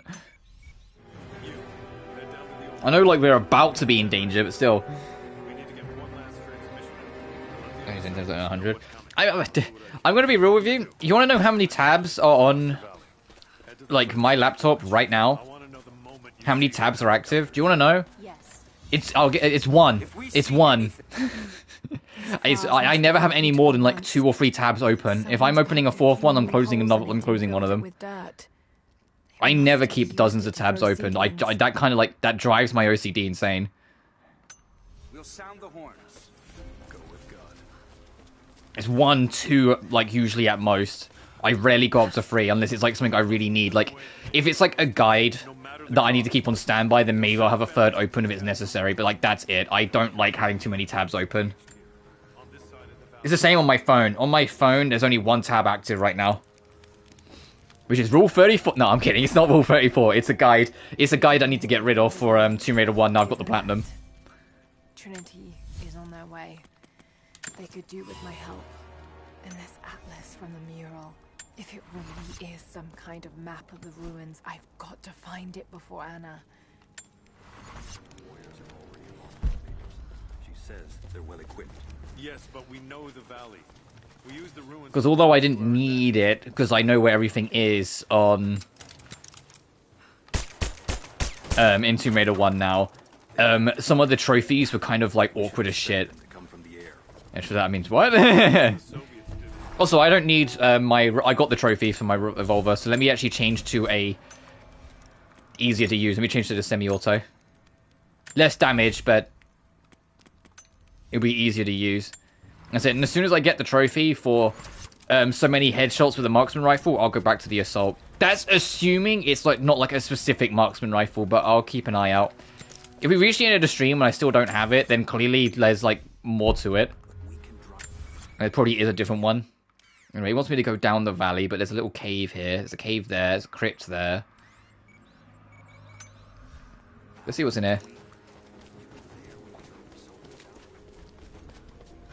I mean, I say that, even if I made the joke, I can't even anymore, because UK government fucking banned it, or I have to fire up a VPN if I wanted to. I mean, my phone thinks I'm in Canada anyway, because I don't trust my own government as far as I can throw it. But it's like, hey, if I wanted to naturally, like,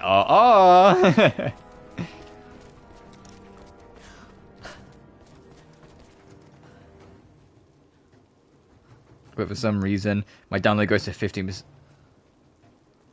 It's been because of my net. Yeah, but that feels like that's been a thing for as long as I've known you. That like you have like a really like, it feels, to be blunt, very controlled relationship with your like net provider, as in like they have full say and control on everything you do. Like you have no anonymity or ability to do whatever the fuck you want, which is like insane. Country of freedom and all that. Oh, hey, there's a trophy for like burning you guys. Do I have anything fire related in the area? You know, I'm a normal civilized human being. Is there any fire? Well, if they need arrowheads for the battle, then I need more fire. Is there still for it? I've already cut plenty. Besides, I don't know how much more time. Is there anything I can use for fire?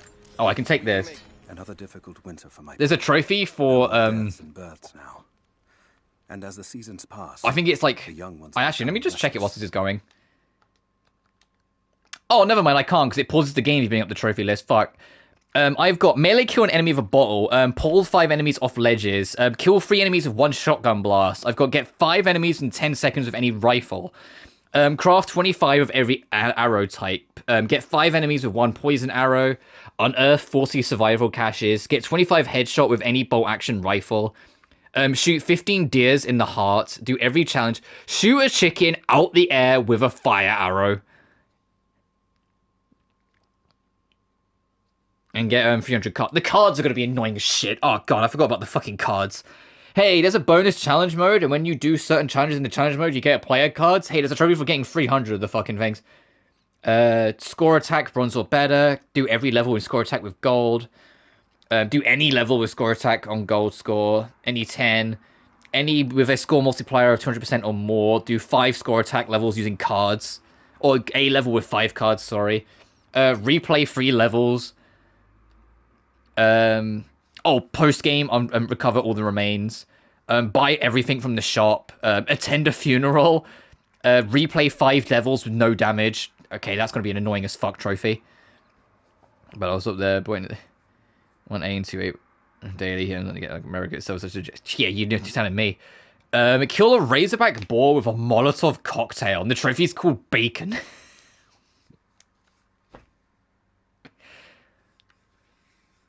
Kill 50 animals. 50 animals was wearing a huntress outfit. Beat 15 combat encounters after completing the game. Get 100%. Platinuming this game is going to be such a pain in the dick. Hey, do you know this game has 125 trophies? Looking to the sky when the rare you do now. Overhead. Wistful. Wondering. Longing. People like joke about like, you know, the 269 trophies Tomb Raider 1, 2, 3 remastered has, but it started here. An end to our way of life. The bullshit well and truly started here. Rise has like a shit ton of trophies. Shadow has a shit ton of trophies. I don't know what is with the Tomb Raider team and like now their infamy of just having like fucking evil trophy lists. Okay, now I just lagged a little bit. I just lagged for like half a second.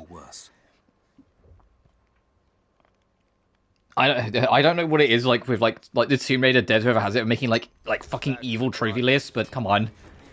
This game has 125, I think Shadow has like 110.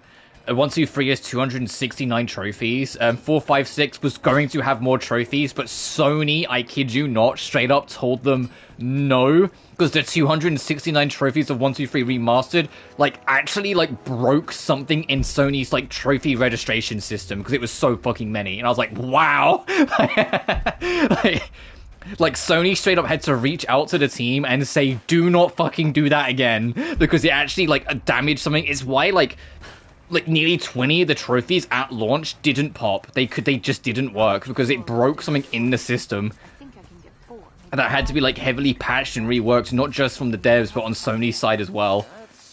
Which is why 456 only has 169. You know, an average fucking number of trophies. I hope it doesn't work, but if it does, so I can get more Genshin, more games, that's all I care about. Yeah, fair enough. We spent 2 full days combing the old buildings. Yeah, my internet's off of a Off of Vodafone. I don't know if that's an American company, is like a company that has an American base as well for you to recognize that name. But if not, then it's just a British company called Vodafone. I don't have fire arrows at all, do I? Oh, there's an actual tomb nearby.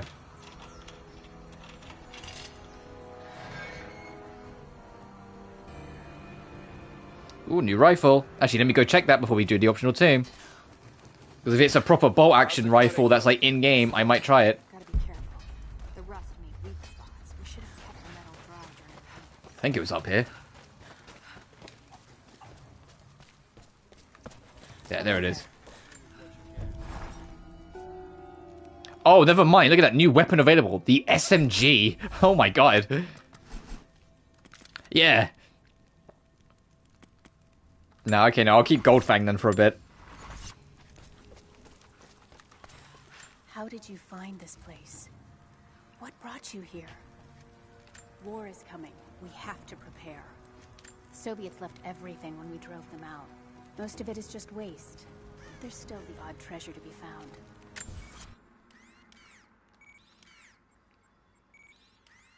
Was that optional too? Oh, it's past the objective. Okay, we might not be able to get it.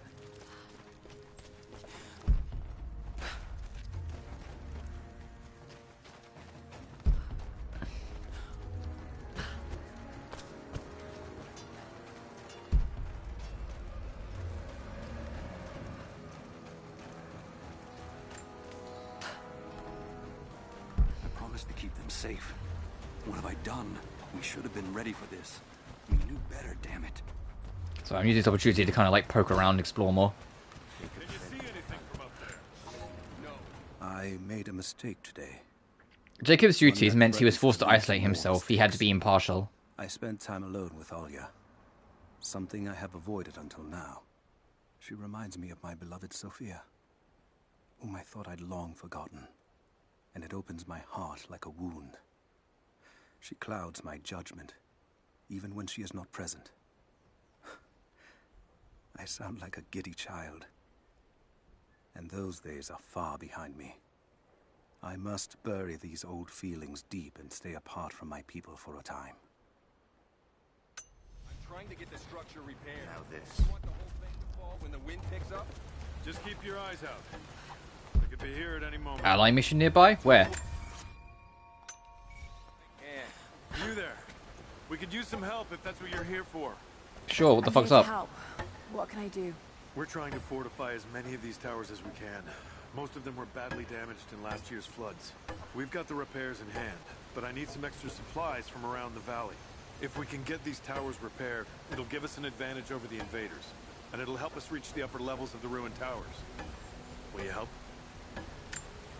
I'll see what I can round 4 up. hardwood branches, 4 deer hides. Bring them back to me when you found them. Do you have the supplies we need? Here you Hey, are. guess what I have? This should be everything you asked for. Good.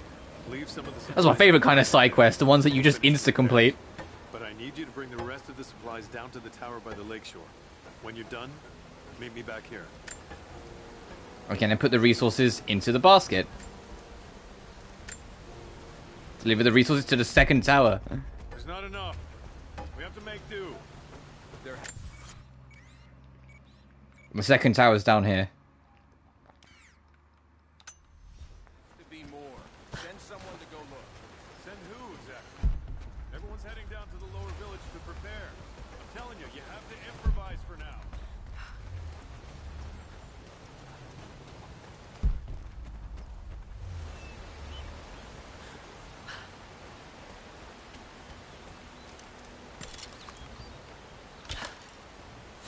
I fucking knew it. Oh god. I saw that target, I was like, Oh god. There's 8 of them? Oh boy.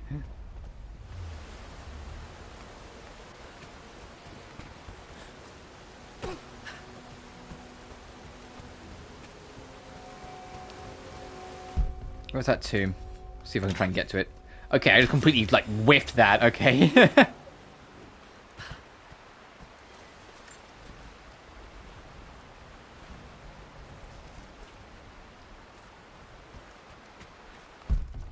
Map updating, I see it was revealed. I've already missed. There's a bear in there, okay.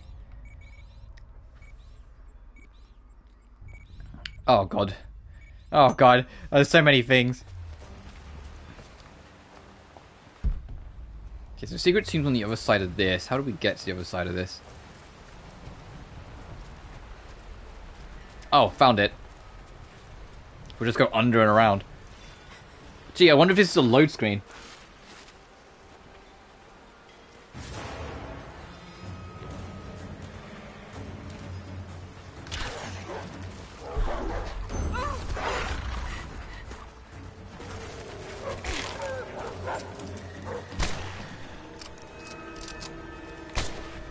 Yeah, not so fucking smart now. Yeah, you get out of here. The wolf suddenly pulled out a gun and went, oh fuck, she's loaded, get out of here.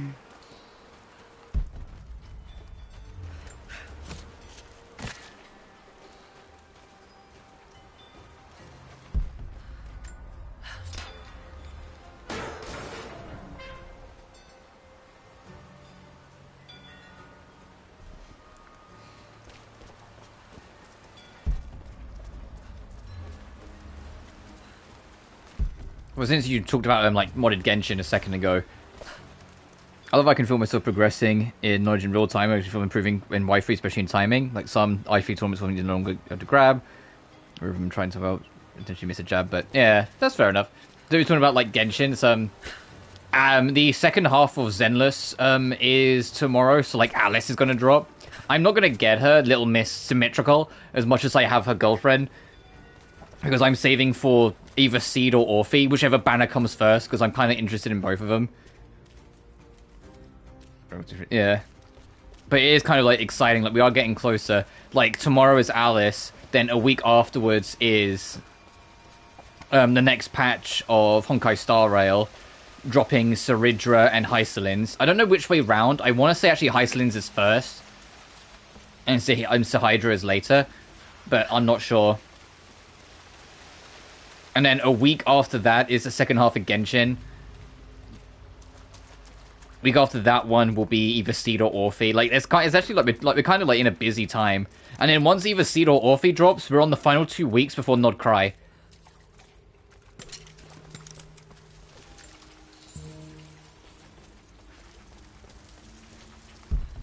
And also, Sahydra, I've read her bio now in Honkai Star Rail. And, like, I'm not saying that she's, like, the, like, anime cliche of super old person that looks like a child. But finding out that she basically used, like, a bunch of black magic to make herself always look like a child. And despite the fact that she's, like, a good couple hundred years old, I was like, uh-huh. Like, she looks like a preteen, and she's supposed to be, like, a couple hundred years old. I'm like, uh-huh. Uh-huh. Okay, Honkai Star Rail. Okay. She's a little gremlin that's like a master chess player, but she's also like, to quote the bio, the first and last monarch of Arkema.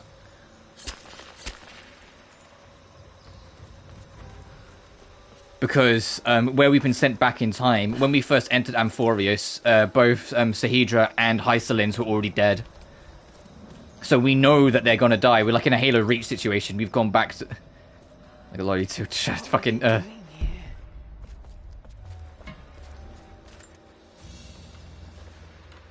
gold belt buckle.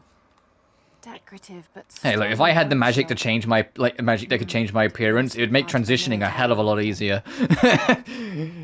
Oh, you're gonna try and take my estrogen from me? Well, fuck you. I'm a magical, like, Sailor Moon girl now. What are you gonna do about that, huh?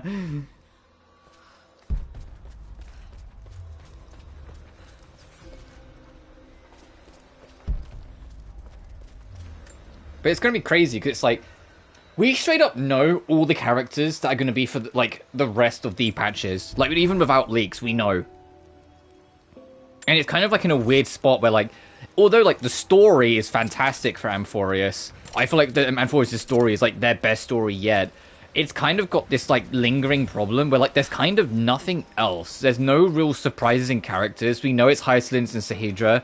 We know the patch afterwards is the Dunghung variant and Evil March. We know after that is Cyrene/Alicia. We know how the rest of it's panning out. And considering the patch coming up before their deaths, which is, like, what they're calling the next patch...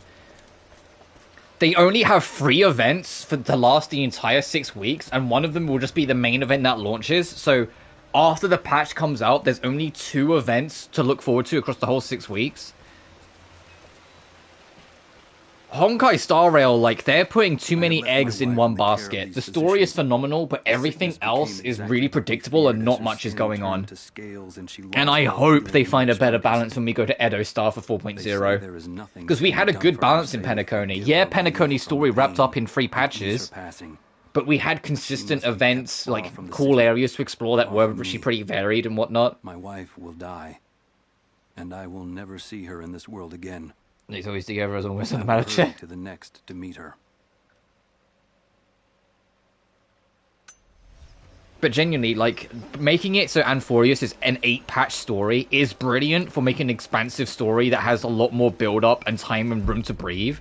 But it has very blatantly costed development resources that would have before been spaced out to be more events, any fucking 4 stars whatsoever.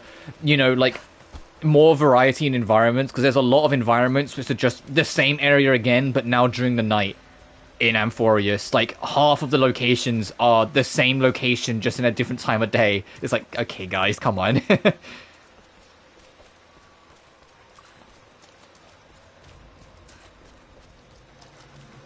It's House of the Afflicted challenge team. Okay.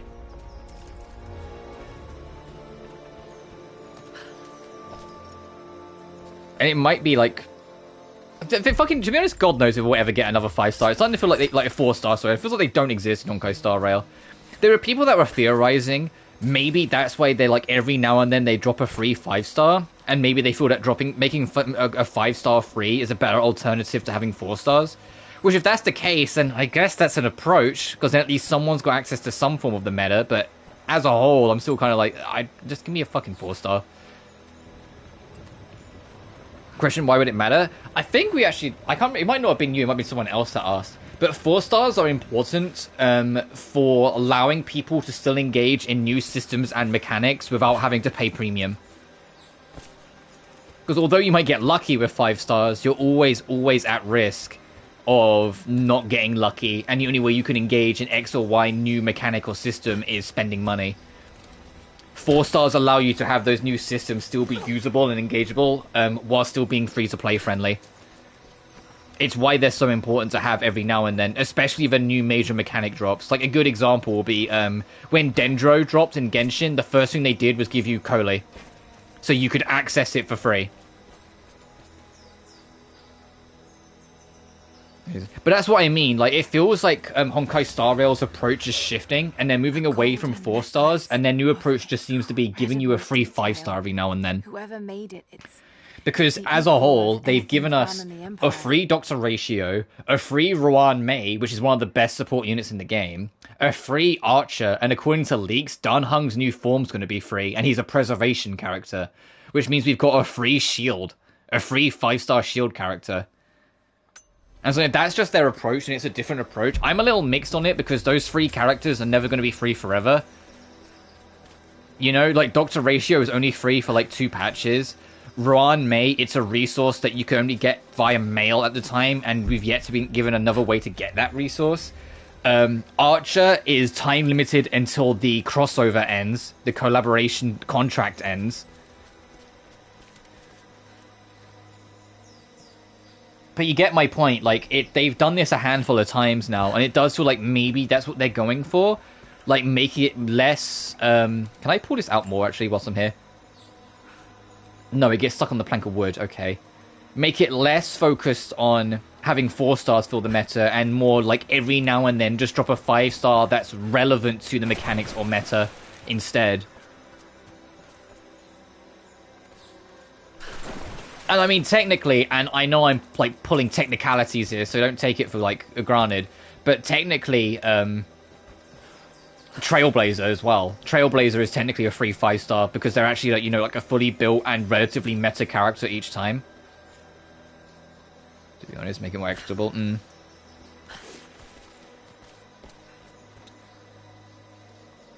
the reason why I bring it up is because I said Trailblazer has actually been pretty consistent at maintaining their place in meta. which is a stark comparison to just giving different elements to the Traveler and Genshin.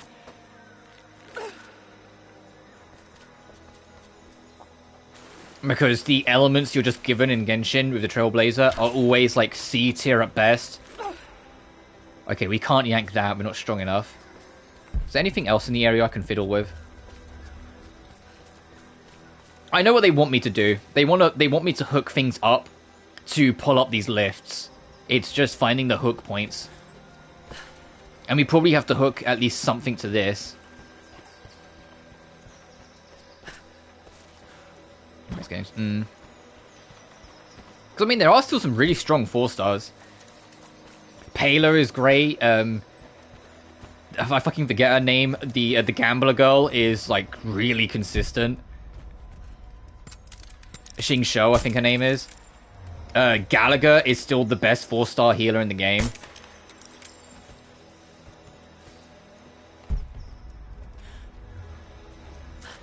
Oh, I think I just saw it. Hang on.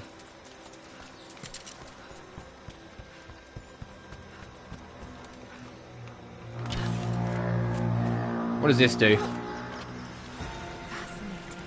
Let's water in. Okay.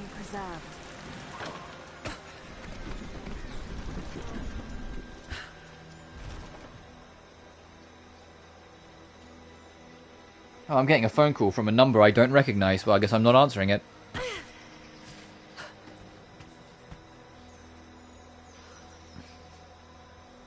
Getting power levels, okay. Mifremium Bay here.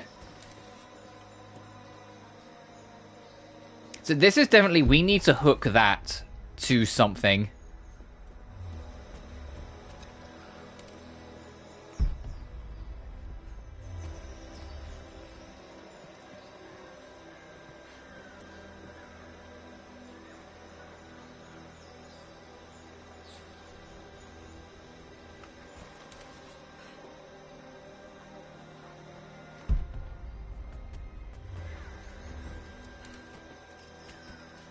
Let's get down there, look around. Yeah, and that wall is precisely positioned there to make it that you can't use that straight away.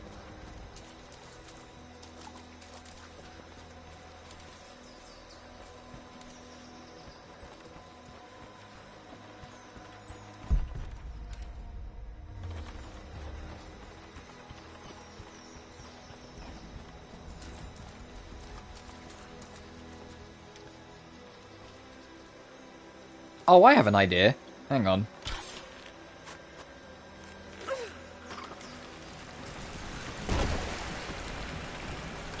Will this work?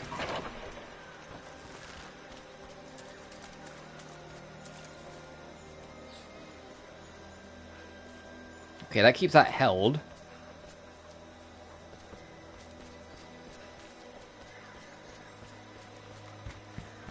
But this is what I mean. This is what I love with Rise and Shadow. That they actually brought back tombs and actual puzzles properly that you have to stop and think about and solve.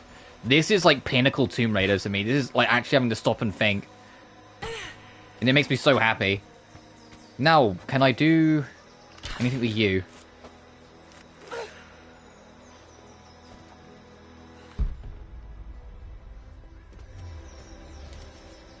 That's blocked off.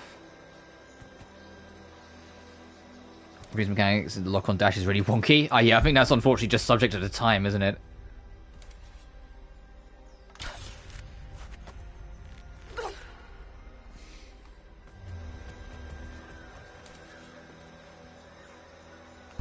I can't just grab that, can I? Hang on. Ow.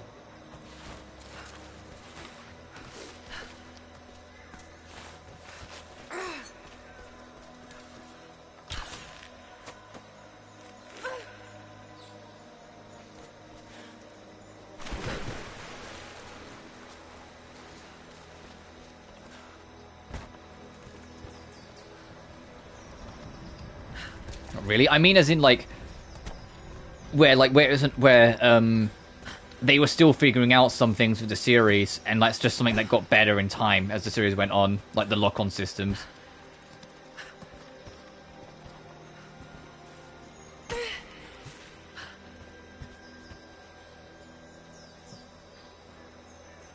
camera issues. Oh, fucking Jesus Christ. I'm glad that we're past like the worst of like camera clipping. Where no dev knew if they wanted the camera to clip through a wall or get stuck on the wall. And it ended up just being really janky regardless of what game you played. But what did you think I fucking meant?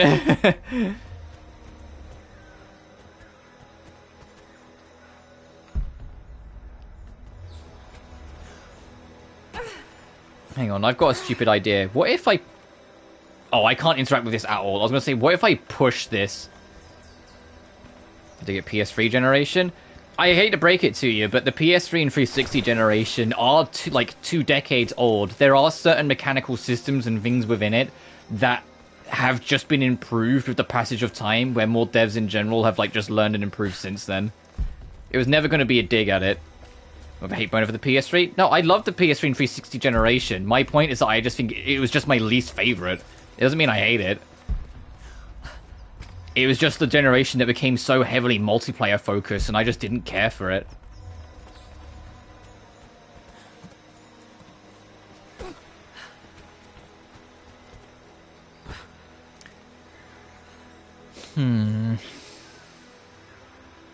We need to get this to go up. If that goes up, we get across, we win. We just need to figure out how. That's like the trinket of our puzzle to solve here.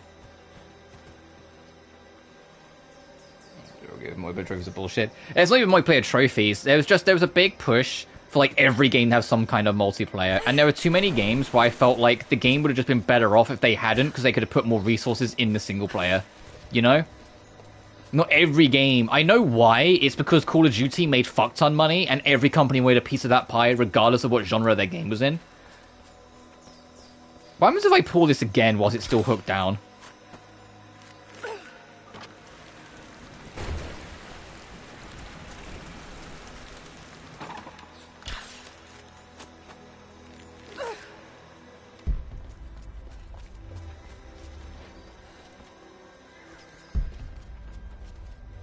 Because when that goes down, so does that hook, which is what makes me think that we're kind of maybe onto something, but not quite yet.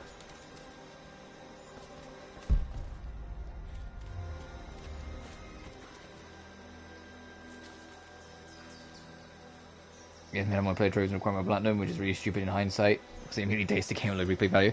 Yeah, and also any game that has online, the online is never truly going to last forever, no matter what.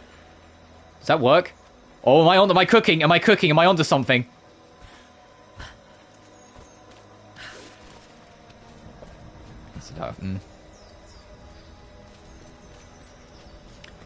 Hang on, gamers. I might be onto something here.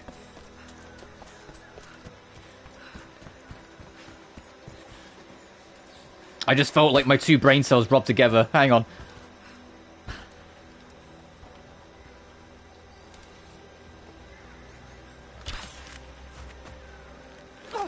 I think I might have to cut the rope and then just make a run for it. Maybe.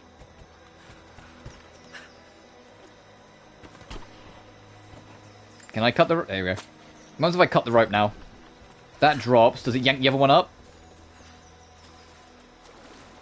No, but it might have tightened. Hang on. Has it tightened the rope? Maybe it has. Hang on. Hang on. I mean, yeah, I don't think Black Ops 3's story is anywhere near as bad as people make it out. I like a lot of it. It's just very weird at times. But I genuinely like a lot of Black Ops 3. I don't think it holds up as well as BO2 story, but that's just because I liked the multiple choice angle.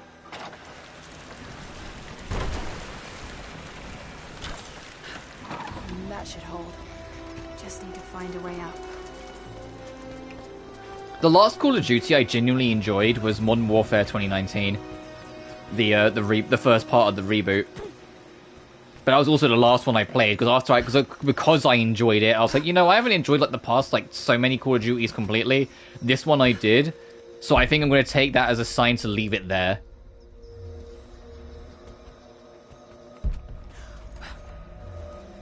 You know, leave on a high note. And considering that, like, with the sole exception of Black Ops 6, I haven't heard, like, anything good about any of the games that came afterwards, I think I made a good choice.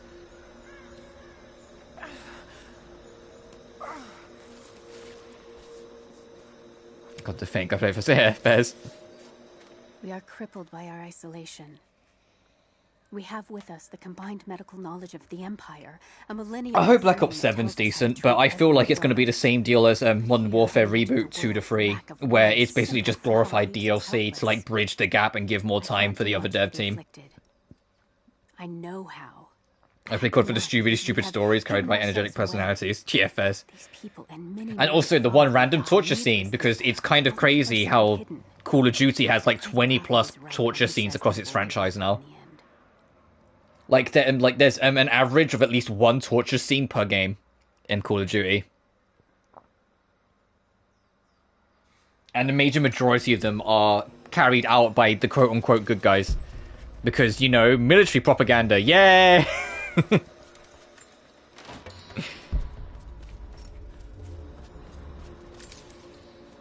the Yakuza War of COD. Then what's the Yakuza 5? Black Ops 4? Black Ops Cold War? And no one fucking liked Cold War.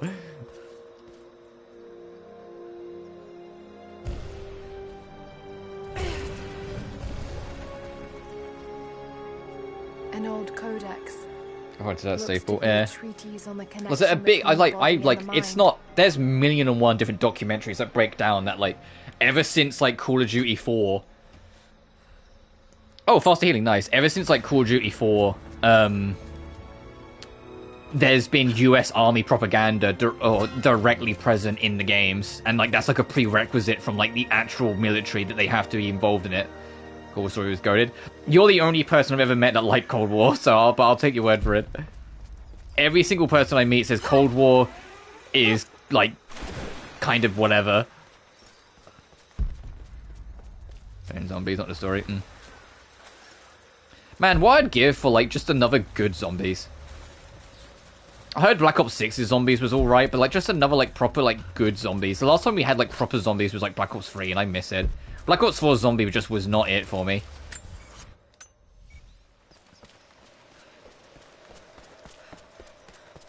I hated how restrictive it felt and how story focused it was. Sometimes I just want to shoot the shit with my friends, you know?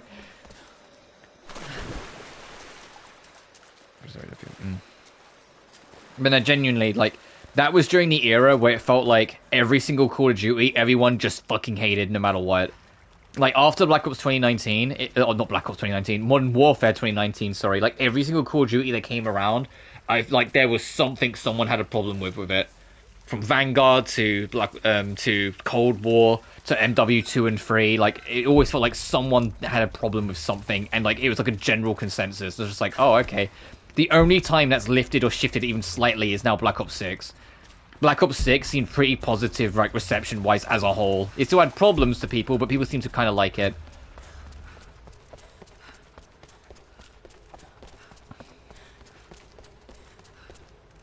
God, it doesn't exist, but then you're kind of proving my point.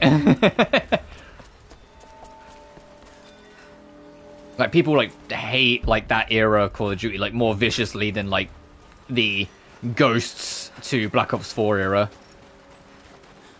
The Xbone PS4 generation.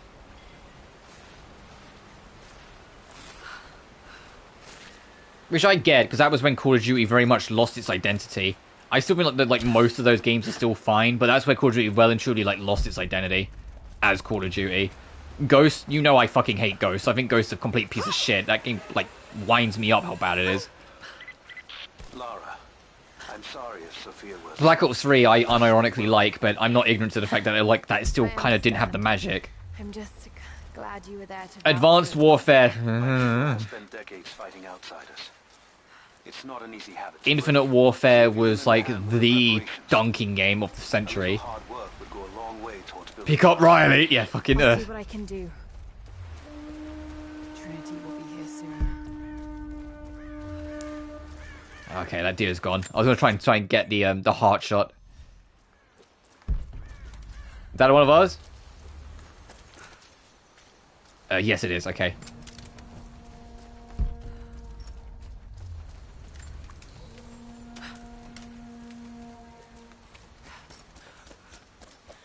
Remember in like Reboot Modern Warfare 3 where it ends with them also killing Soap just like in the OG? But unlike in the OG where it's treated as like a colossal big deal because, you know, it's the main character of MW1. Instead, in MW3, it's just, we got a KIA. Yep, going back to base. And it's like, are you... Come on. There's a reason why I haven't covered any more Call of Duty games, because I was debating maybe covering the reboot games and like doing the veteran runs of them, but they're so fucking boring. Like after like Modern Warfare 1 2019. Modern Warfare 1 2019 was alright. It still wasn't as good as the old OGs, but it was alright. But then after that, what the fuck happened? MW2's not a story, and MW3 just kind of like downgrades parts of MW2 and MW3. You don't even kill Shepard, he's killed in the cutscene off, like, after the credits. Makarov is still out and around for MW4, and No Russian is literally just a plane crash that then immediately gets debunked as tied to the US, instead of like the huge big deal that has that nearly causes that. It doesn't nearly, it does cause World War 3 in the MW games, in the originals. It's like, how did they like fumble this so bad? I have to stream but try BO6. I'd like to at some point. Sorry, I'm trying to figure out if I can get up there right now. I don't think I can. Oh, I can kind of see a stairway. Maybe there's a path round. Hang on, behind the waterfall. I do kind of want to at some point try BO6, but not anytime soon. That's like 100 however many gigabytes I don't really want to like install right now. That's probably the biggest turn-off with modern COD, the install sizes. I'm just not interested in burning that much time and that much data for a game I might not even like. And none of them are cheap either. Okay, it was behind the waterfall.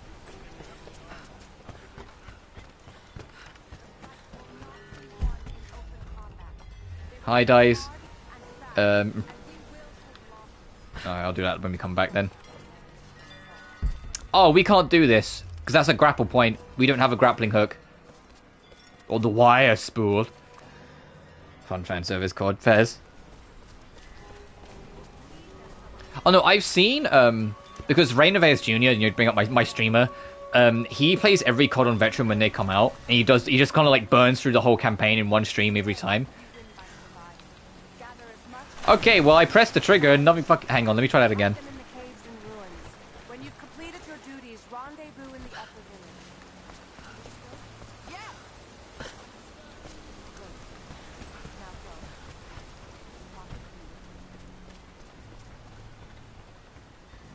Well, oh my god, there's... There we go, got it. Dive all the diving locations. Oh, well, at least diving is still a thing in this game, technically. You know, the thing that's been around since TR1. But we can't do that to him yet.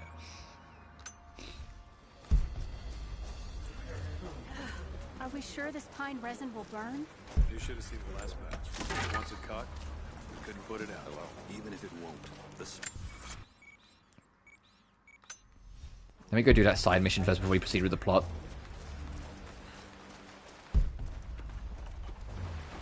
Oh, were we that far away from it? I'm going to put the marker there then, so it's nearby. Survival view. There we go.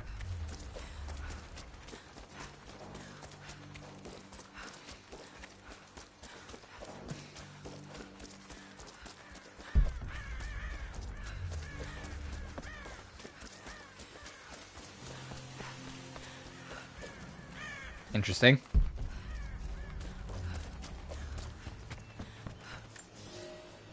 The day I feared has come. People of this valley have been waiting for decades knowing that someone would The come. helicopters we saw last sundown represent a new incursion onto our lands. We have grown up in the shadow of our parents' struggle, and now it seems we will have our own. But the sacred duty must be The only Call of Duty I think I would stream now the source of God's is grace on earth. remasters of like the PS3 360 era Call of Duties. If they do more remasters, whether we get classic MW3, which was supposedly finished development in like 2021, so where the fuck is it? If like if they remaster like World at War or like You the like there. Black Ops 1 and 2, Maybe you'll be able to help us with these things like that. Like if they remastered some of the older ones, I might entertain them, but like that's These kind of invaders it. have a new tool to threaten us with. Small helicopters piloted by machine. Drones, they tell me. The things don't fight back. Oh, and as long as it's not tied to that COD hub thing, inside. because I'm like They're not blocking interested the in installing valley, that. and we're using our advantage. I've been able to bring Just a let me few of install them the down, game but separate, with those please. weapons, I expect you'll have better luck. Will you help? I'll bet I can take a few of them down. The more the better. Come see me again when they're dealt with. Let's try and do this first.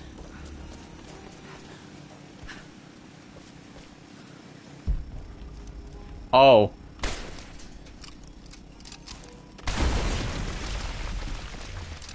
Okay, there's 4 drones to look for.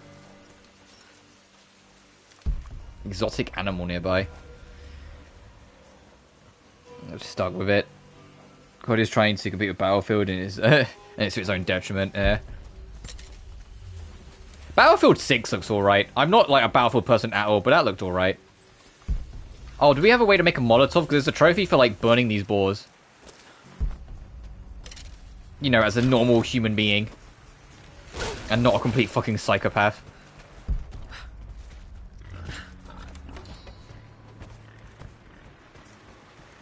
I'm hesitant.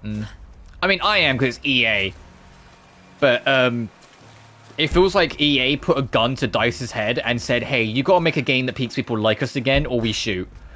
Because it's not required to have an EA Origin account. It's gonna have crossplay. There's, like, gonna be minimal microtransactions, no loot boxes, a dedicated actual story campaign separate from any online functionality. It's like, what the fuck's going on here? Like...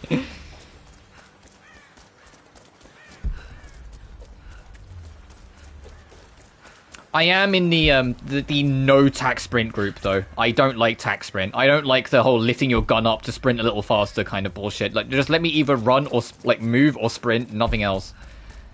I find tac sprint more annoying than anything else, but that's just kind of me.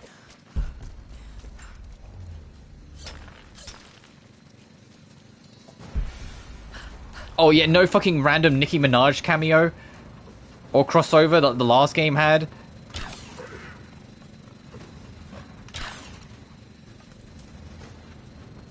I can hear that drone.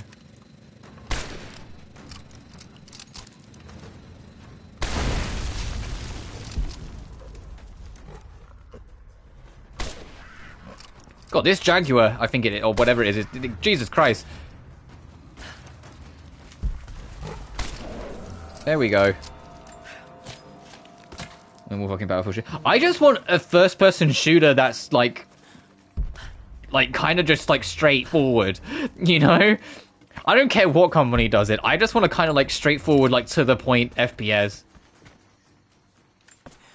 Oh, I probably could have used this to lure the... Oh well.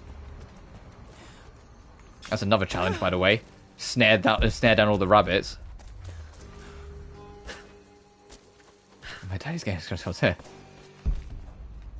It's why I'm like so giddy at although it's not normal, it's a sci-fi. I'm so giddy at the idea of Master Chief Collection going multi-platform. Whenever the fuck that happens, Microsoft.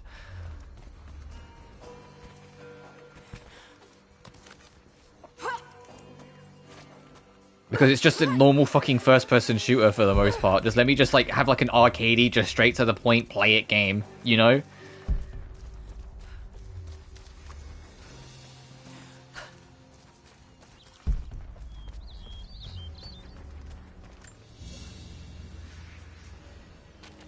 It's good of one over longer. Plays me everything suck. For me, my Battlefield that I would want is Battlefield 3. My ultimate would be Bad Company 2 again, but we're not getting that. So, like, fucking Battlefield 3. Like, Battlefield 3, a little bit of Battlefield 4, like, somewhere around that era would be, like, my kind of ideal Battlefield, personally. Because I said before, it's not that I don't like one, I actually like one a lot. I struggled with one when I first played it, though, because I was right off the heels of both Titanfall 2 and Doom 2016, because I got into Doom 2016 kind of late. And so I went from 2 like really fucking fast FPSs to a really slow one, and it kind of threw me off. Eventually I went back to it and did actually have a great time of it, but that was well after its prime.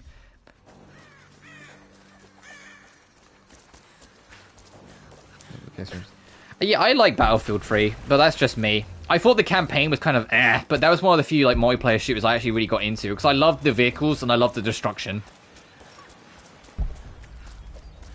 And Battlefield 4, once they patched it, because that game launched in a fucking state, and that's putting it mildly, we're like, same idea. Like, I love the fucking destructible environments. It's like, oh, you're hiding in that building, are you? Well, what if I brought the whole building down on you? Now what? That was just a fun thing for me. With hunting, but that's your first lesson. Everything is connected, and I am always right. But as I said, like, I'm not gonna like commit. I'm certainly not fucking pre-ordering. But I'm gonna keep an eye on Battlefield 6 until it comes out, and then see what the general consensus is, whether I entertain it or not. And that'll be like my jump into Battlefield if it's good. If it's good. Because I'm not touching Call of Duty. I don't care for COD really that much anymore. Yeah, so I know, don't you have to tell me. I know Battlefield 1's good. I enjoyed it when I came back to it. It's just by the time I did, it was well after its prime, so the multiplayer wasn't that busy. Or anywhere the dead still lie. And so I kind of played it for a little bit, went, yeah, alright, and then came away. Do not bring me a rat.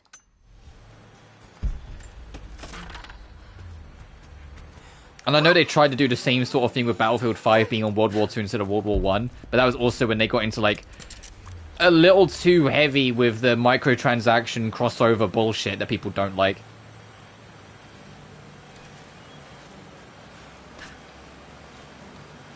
Oh, that's unstandable. Okay, I was trying to get a good spot. So there's a trophy for heart shooting deers.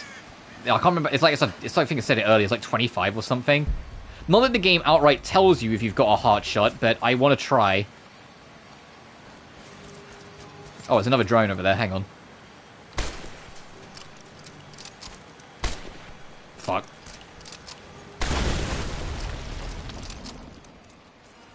Age incredibly good.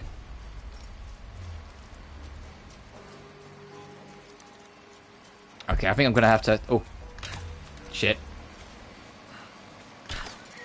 Okay, I don't think I got it in the heart. I think I got it in the arse. You know, the most fatal spot to be hit.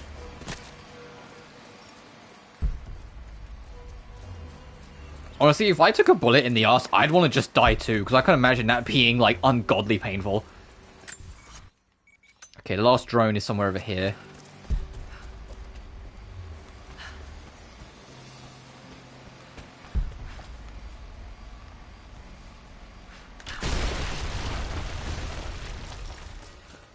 Alright, let's let them know they're not being surveillanced anymore. I also need to go back...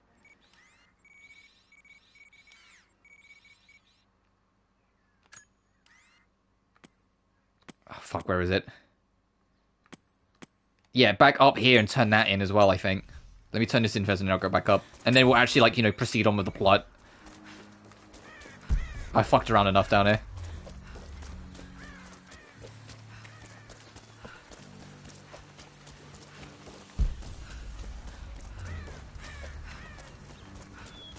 Have you dealt with the rest of those machines? I think I got the last of them. That you did. They may send more, but at least we can make it hard on the bastards. We're grateful for your help. The ancient horn bow. Multiple weapons are available for each category. Each weapon has unique benefits and weaknesses, as well as custom appearance. Some even have exclusive upgrade options, alternate weapons. There's a plot? Yeah, we're here to stop Trinity from taking the source, which the source is a treasure that could grant immortality. But I just keep on, like, fucking around and detouring. I know, but it's also a chance for me to kind of explain to people. God. Where's that other objective? Yeah, because if I just mark it... Yeah, return to the first guard. Let's go. Trinity's gonna invade any minute, Lara. Lara Croft. And it's like, she's like, wait a minute, I've got a thing to turn in.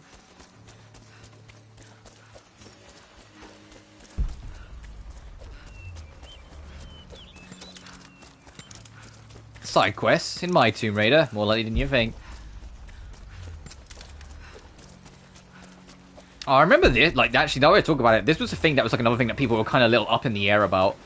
Oh, there's also a cave to explore here. Having fucking side quests in Tomb Raider. People were like, Oh!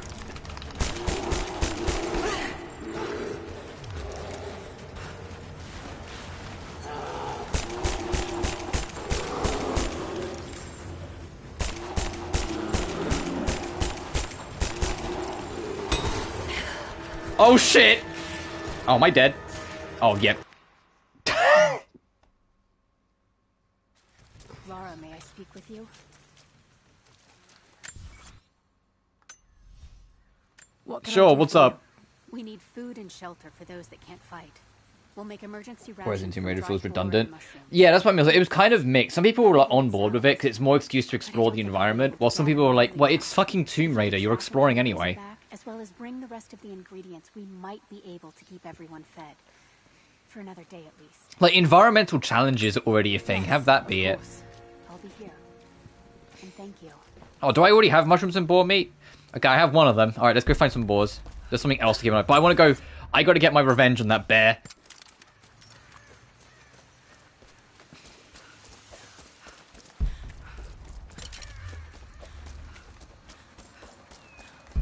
I wasn't expecting a bear to just be in that cave, so I panicked.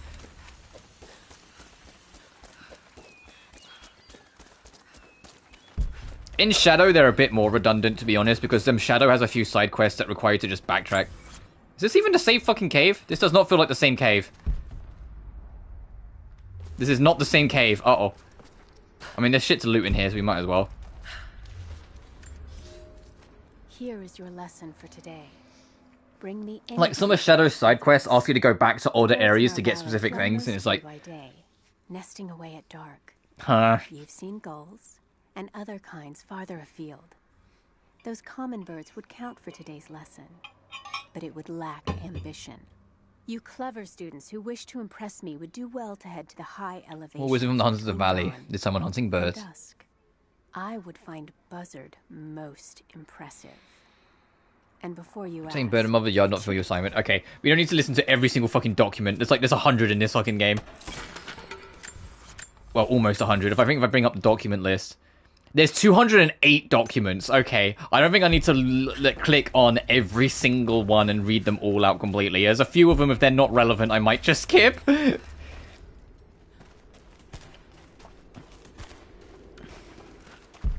now where the fuck was that cave I just got, Warden?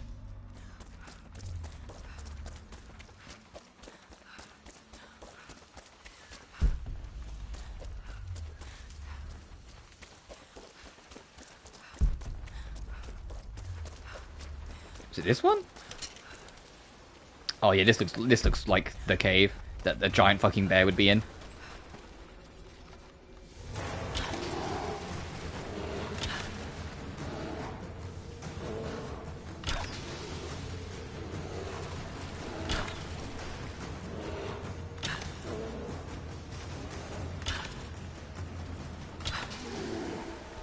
Alright, we poisoned it to death.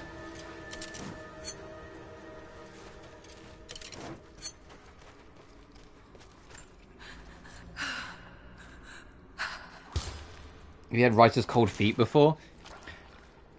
If you mean, as in, you kind of interested in writing something. Oh, okay. Yeah, sometimes.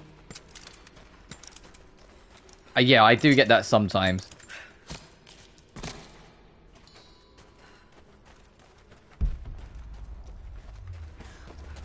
But that's usually when I end up going back and kind of reworking other sections and to kind of feel out if it's something I still want to do, and end up changing it. My problem though is usually the other way around. I'm too much thinking ahead, and I've got all the pieces I want to do in the future planned out and mapped out, and then it's trying to figure out how to get to those points in my writing where I'm like, oh shit. I figured out and have put down all the notes together for the big plot twist for the second Demon of Xenelheim now. But the book's only 6 chapters in the writing, and it's hey, I should actually get to fucking work on this soon. Alright, let's get this boar meat. Actually no, whilst we're still here, turn in the fucking defense strategy side quest like I planned to before I got detoured again. Because, like, I won't go too deep into it because things could change and, so, spoilers. But, the big, like, how I want to handle the big plot twist in... Okay, I think that was a heart shot. In my second book, is that basically there's 4 truths. And every time the gang encounter one of the main villains, Laverna shares one of those truths. As kind of, like, part of the game she's playing with them. And once all the 4 truths have been learned, the bigger picture of the plot twist, like, exposes itself.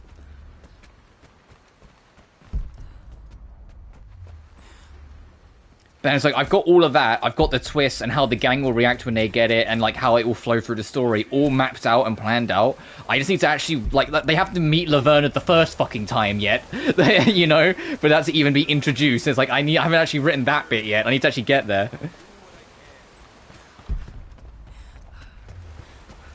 Because the 2 villains, Laverna Lovelock and Aurora Lovelock, they're very much one is the doer, one is the smart one. Like, one's the brain, one's the brawn. But the brain is playing with her food because she has a bigger objective and she wants to lure them through it to get what she wants. And her way of doing it is every time they meet, she gives them willingly a small piece of the puzzle to help solve more of what's going on. But by the time they get to the end of it, they will realize...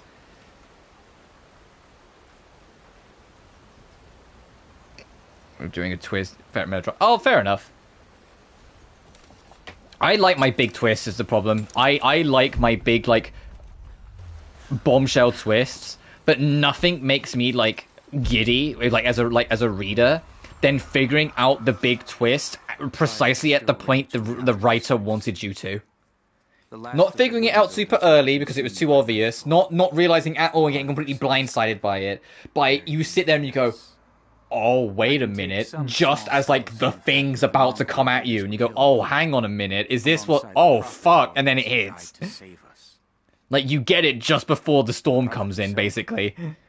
No one has seen him since the morning after the siege ended. We need his wisdom, now more than ever. And what I liked is that, with what I have already written, 3 parts of the 4 parts of the truth have already been foreshadowed. But I fear that is not the case. And it's through the 3 main characters themselves and their behaviors. The 3 main characters of the second book, Ray, Lyra, and Ori. Ori has a habit of going headfirst into any danger, even if it endangers others. Lyra, it doesn't matter how hard you hit her, how badly she gets knocked out, like knocked back, she always stays on her feet. Like, there are points where she gets, like, into fight with people far stronger than her, gets beat the ever-living shit out of, yet when she gets knocked back, she's still sturdy on her feet, she does not collapse, she doesn't go unconscious. She's like an iron boxer, basically. And Ray has a deep hatred of her mother, and because she blames her for what happened that eventually led to her father's death, even though she wasn't really at fault. All 3 of those facts are foreshadowing parts of the truth. And it's just through their character traits. And that, like, for me, I was so, like, happy that I got to get that moving. Villain is going to be a presence only for the last act in the novel. That the main villain's presence stew slowly and surely keep the omnipresent tension. And it's a beautiful way to strain relationship dynamics between the characters. That both the reader and characters know who the villain is, but because they cannot prove it due to circumstances, it allows the villain to strain all relationships and all of that dynamic. Oh, yeah. Where you know, like, you kind of feel it in your bones, but you can't fucking prove it. And you're like, ah, I know you're wrong. I know there's something wrong with you.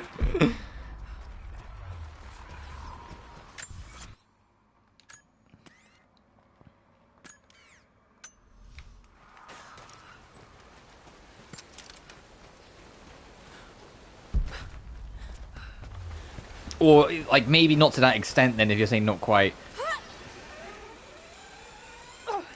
Or you know the name of the villain, but you don't have the face to it, and you're kind of sitting there going, what the fuck's going on? Where is he? Where is he or her?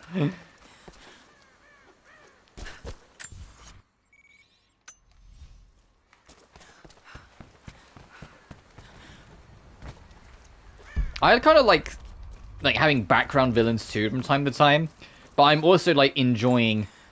I enjoyed in Demon of Zenelheim 1, where Amelia was very front and center of the entire plot for the entire duration. She was an on-screen villain that was prepared. That was prepared. Like, she had an objective, she had a goal in mind, and she was seeking it. She rarely went into the background unless she just went somewhere else because she needed to for whatever reason in the plot. Amelia Charlotte, or Lady Charlotte, just being this absolute fucking menace that successfully kills main characters and is always hot on Azel and the gang's heels, was just a really, like, fun character to write as a villain.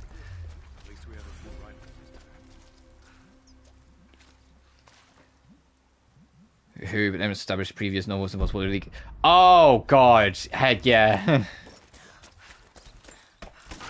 Yeah, I think I know what that means. Like, that, like, I get it, because it's the point, but that, like, winds the shit out of me. That, like, winds up the shit out of me. It's like, that's one of those things where it's like, it's supposed to get under your skin, but it just pisses me off.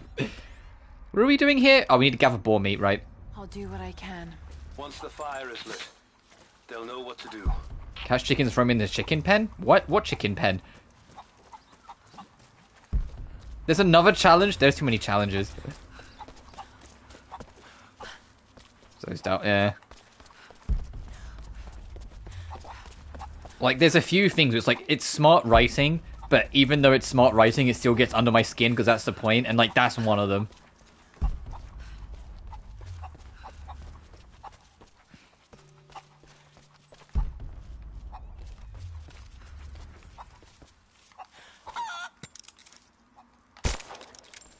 How the fuck am I going to get that trophy for hitting them with a flaming arrow? How am I going to throw them up with enough time to draw the bow?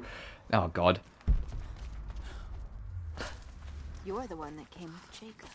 Are you another side quest? I'm not going to proceed this plot today, am I? Hey. What can I help you with? Jacob told me you've got a knack for exploring. There are more old places, tombs, all around the valley. You may have seen... Like, you know who it is, and the...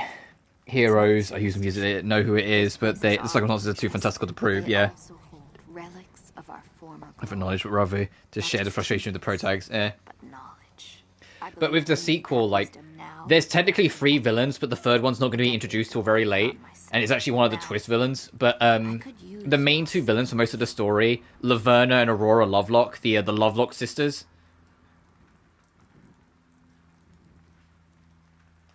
The scouts tell me you've already been Covered knowledge. inside one of the old tombs. Oh, is it just clear out all the tombs in the area? Of course. They belong to your people. We don't have much, but I have these old coins. Oh, I see. You explore all the tombs and she gives you shit for it. Okay.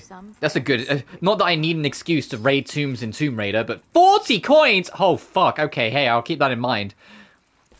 Keep in mind, every time we loot a box of coins, we get, like, 2.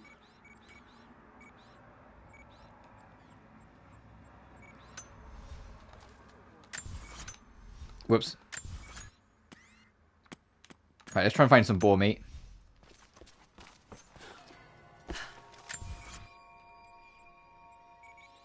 Is that just that one, or have we unlocked another one? Because it said optional tomb nearby.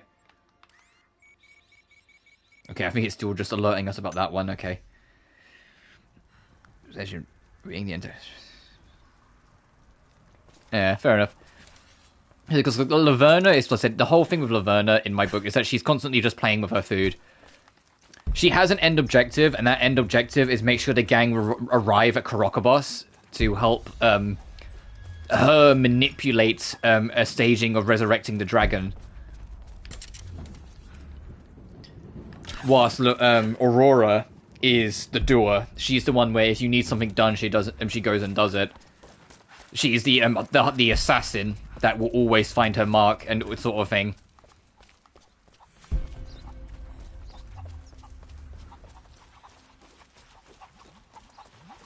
There are so many chickens here. Where is that pen? Because if I can find where all the chicken's supposed to go, we could detour and do that as well. And I also have a fun twist, so, like, that's going to be like a side twist with Aurora, which is already alluded to. Trinity being here, the people they're hurting. That's because the thing with Aurora is that although, like, she's a very cold, very sophisticated, very focused killer, it's happening again. It's a ruse. It's not her real form, like her real self. Her real self is she's a fucking, like, delirious psychopath that revels in the murder. She just knows how to pretend she isn't. Trinity would have found this place sooner or later. At least I had the chance to help stop them. Yeah, okay. Getting to the divine source first and using it to benefit okay, the weaker world, bow. rather than cause more pain and Oh, suffering. okay, but it's faster. What's the unique upgrade it has? For everyone. The weighted horn. With a faster redraw and firing arrows. Okay. Just keep moving.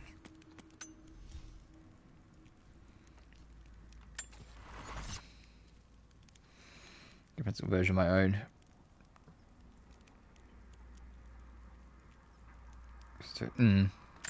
Yeah, I get it. I mean, I get that as well, because there's a lot of me present in my stories too. Not the fucking, hey, just, and now that I've realized what I've just said, not the fucking secret psychopath, no. But you get what I mean.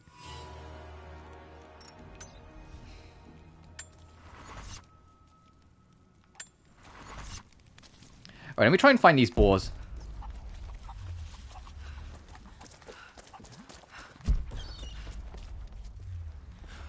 Okay, well, there's two right there. That works out. Hang on.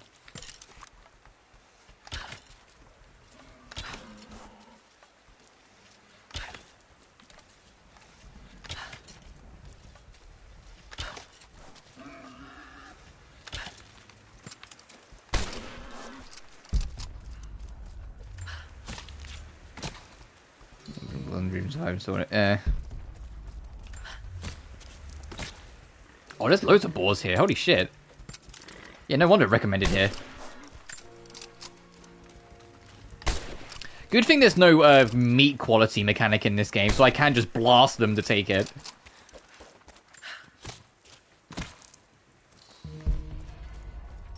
One of the things that's also kind of like, it's not really like a main theme, but it's something that's present, that's going to be present across the whole trilogy with Demon of Zelheim, is all three of them react to death. Every single character reacts to death differently, both main and like main, side, and villain.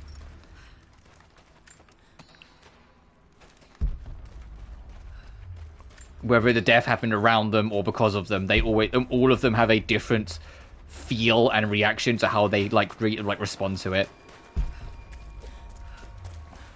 Like, to give an easy example, the main character of the first book, Azol, she in the moment will try and brush it off as a necessary thing, but it's clear if you pay attention that it always weighs on her in the background.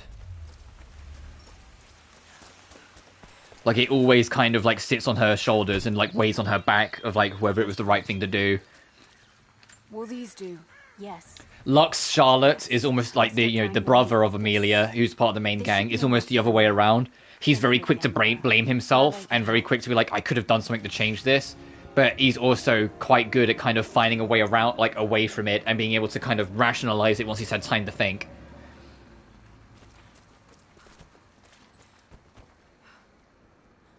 There's going to be 1 minute base switches. Fair enough.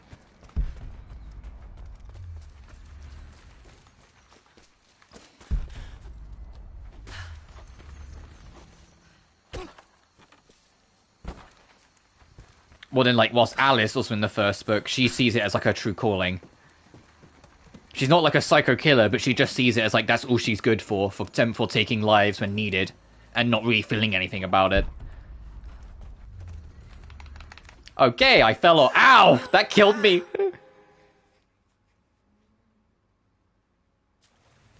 Where the fuck am I?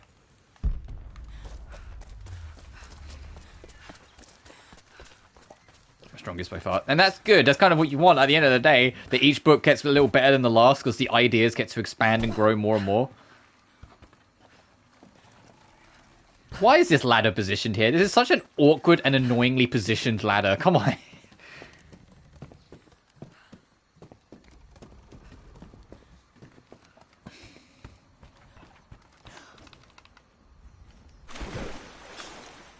Okay, that's 2 dives. Well, technically fairs. I think I mentioned before I'm only doing 3 books because it's going to be the birth, stagnation, and death of the planet, which is why there's a long gap between them. The second book's based 2,000 years after the first, and the third book's going to be based another 2,000 years after the second. There are still connecting threads, namely the Water Maiden.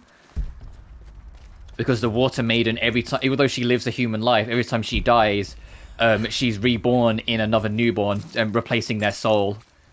Which makes her slightly morally grey as well, because she's the one that set up the curse to do that. So she's basically like kicking newborn baby souls out to like the hop in to carry on what she's doing. Which is why the gang always tends to meet her, like across the trilogy. They're always going to meet her at like varying ages with different faces, but it's still her. And she goes by a variety of names, so sometimes it goes down to the audience to like pick out and realize it's actually her again. Short stories. That could be interesting.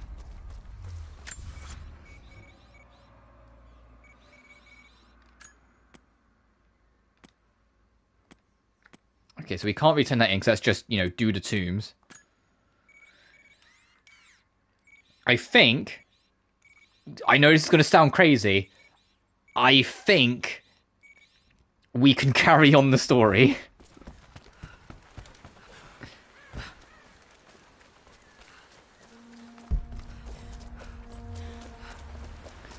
Multitude. Yeah, fair.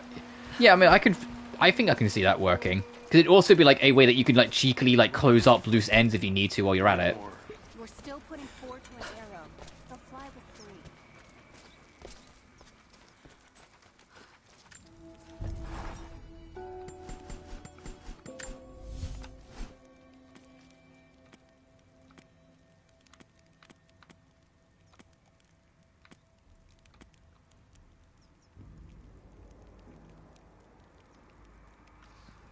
What does Huntress look like? Actually, what's our default skin? Okay, the Remnant Jacket. Oh, Huntress actually looks alright. I might rock this for a while. I mean, I need to. What was the trophy? Hang on. I'm just going to pause the game. There was a trophy with the Huntress, right?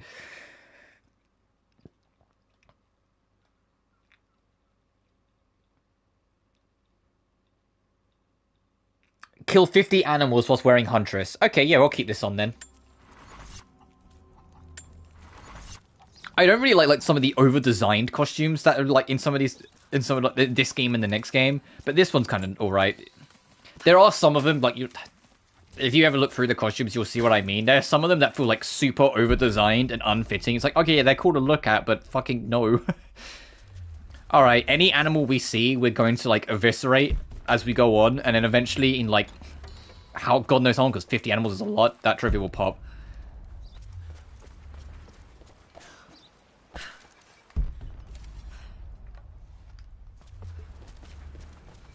Short stories, complete contextual civilizations.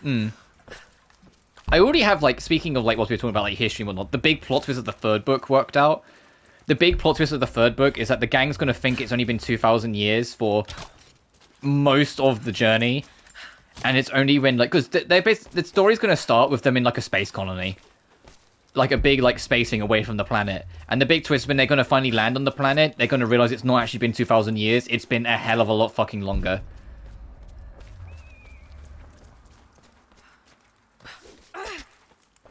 And the world has suffered as a consequence for it. They just, like, believed it was all along. Which will then add layers as well to one particular character that, because of the events of the first book, is still around and has had to live through all of it.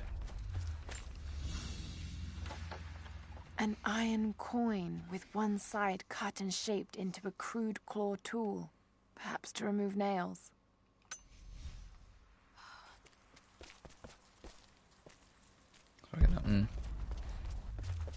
My ultimate end goal, and when I say ultimate end goal, you need to understand this isn't happening this decade, it probably won't happen the next decade. We're talking across the entirety of my life's work. My ultimate end goal is at the end of Demon of Xenelheim's trilogy, there will be exactly one character who has suffered everything throughout the entirety of the trilogy that will become a basic level 7 Greek, fucking come on Lara, that will become basically like a designated chosen one of that legacy, like of that story, and that designated chosen one will become one of 4, and then I will do another major story with like multiple books and loads of time worked on it and all the rest. And then when that ends, there will be another character, and then another one, and then another one. We're talking like 12, 13 books before I even like get close to this, which is why I'm saying it'll be like my life's work. But it's something that's been like a dream of mine for like ever. Welcome back. and then have that last book be the amalgamation of those 4 quote-unquote chosen ones in however I decide to write that when I'm like probably in my fucking 60s. Fled, but they were attacked in Syria.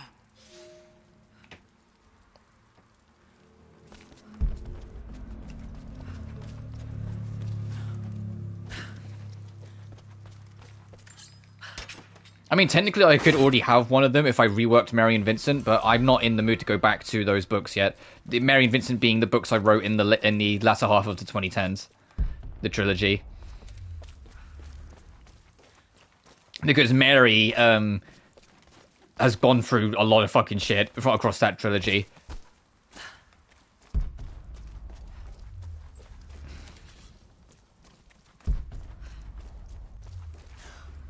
One of the big ones being having a whole trilogy falling in love just for once she finally gets married to him, for him to then be killed. So she loses her husband after the whole trilogy.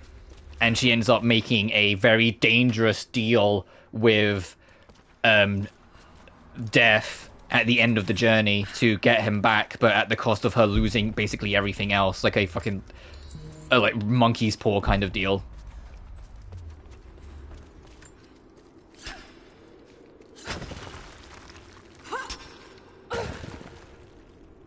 Because she couldn't bear the thought of going home to her daughter without her father. I'm retiring to short stories. Yeah. Maybe one day I'll go back to doing like shorter stories, because when I first started writing I only did shorter end stories, but right now I genuinely love just spending that time building my world, having the pieces come together, like have my major twists, have them be like for fucking 100,000 words long. You know, like all the, like, you know what I mean, like just kind of like everything, all the pieces come together. Like I get such a kick out of all that starting to form, sorry, as it comes around.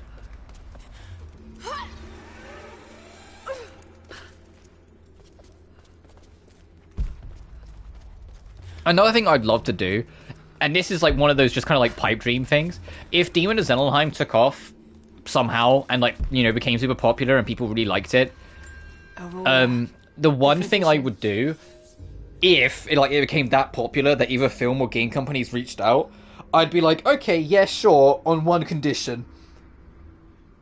You can do your TV shows or your films or your fucking games or your whatever of my property, as long as you don't actually touch the main book stories. You have to write your own stories within its world to expand its world. And considering how the story is written, you have 3 different time periods. You have the more fantastical early end, you have the more cyberpunk urban middle side, and you have the more apocalyptic fantasy later end. Just write a story within those realms of worlds, but you're not allowed to use my characters. That would be like my prerequisite, so it would allow the universe to expand on its own with different stories, while at the same time not like compromising the original. Personally, if I had the choice, I would want it to be an anime or animation, because I feel like some of the things that are present in Demon of Zellenheim would be a lot harder to either do or do convincingly in live action. Not even because of like my anime bias or anything like that, but just because I think it would be harder to do in live action.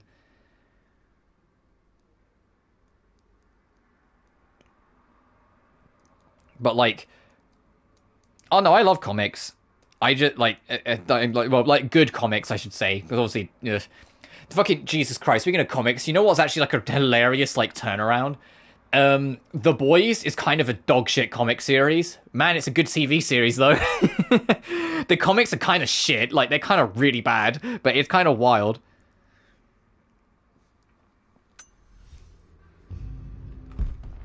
Like, if people go, oh, I wish, like, this TV show doesn't stay with, like, the source material. It's like, no, you don't want it to stay at the source material. There's a reason why the director, was, like, the creator of the comic book said, hey, just take ideas from it, but don't use it, please.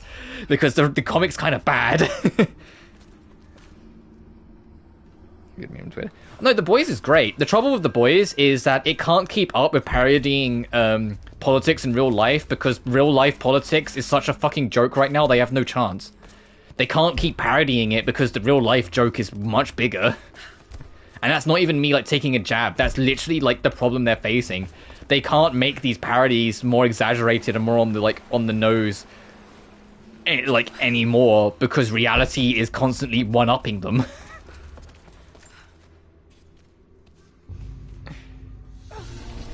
But yeah, I'd prefer it to be animated. My ideal would be get Powerhouse. I'd love Powerhouse. After what they did with Castlevania, I would love them to like make an animation of my work. That would be such a dream come true. But like I'm not. We'll see what happens. But like with the game thing, as long as it's faithful, I wouldn't really like mind too much. Because they are kind of like grittier, darker worlds, but they do still have their life. They do have their lightness to it. Like an easy example is the little pervert character. Like, I say little pervert. She's a lot more than just that, but she's also a little pervy. Ellie in the first book. Like one of her main goals is like, hey, when we get to Utonis, like the region, like the country to the south, she's like, hey, when it's Utonis, they're really famous for like their hot spring baths. Can we please all the girls just go there so I can look at you in the bath? And it's just like all the girls are like, Ellie, shut the fuck up. She's like, but please, come on.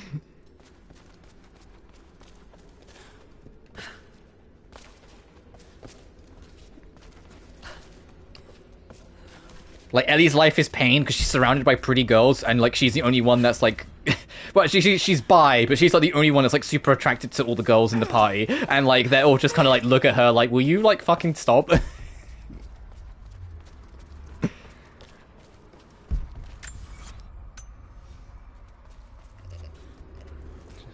Oh, and that's also, like, that's a given, like, now that I think about it. But, even if, like, writers are writing their own thing... the whole Demon of Zelnheim trilogy are queer-coded works, because, of course they are, I wrote them. If any production company, whether it be for, like, for TV show, whether it be for film, whether it be for game, is not on board with that, or tries to downplay it, I'm out. That's not happening. It's like a prerequisite. There has to be... It doesn't necessarily mean that every character has to be gay or trans or whatever, but have it be... It's a part of the world that these characters exist as they are. If they tried to remove them, I would be pissed off. Something so understandable. Well, Ellie... Well, I'm not a perv. Well, as much as the next person. Ellie... Like, Ellie's whole thing is that she's just this 5'1", flat-chested little gremlin who's just, like, thinks everyone is fucking attractive as shit and just really wishes that all of them would get naked once in a while.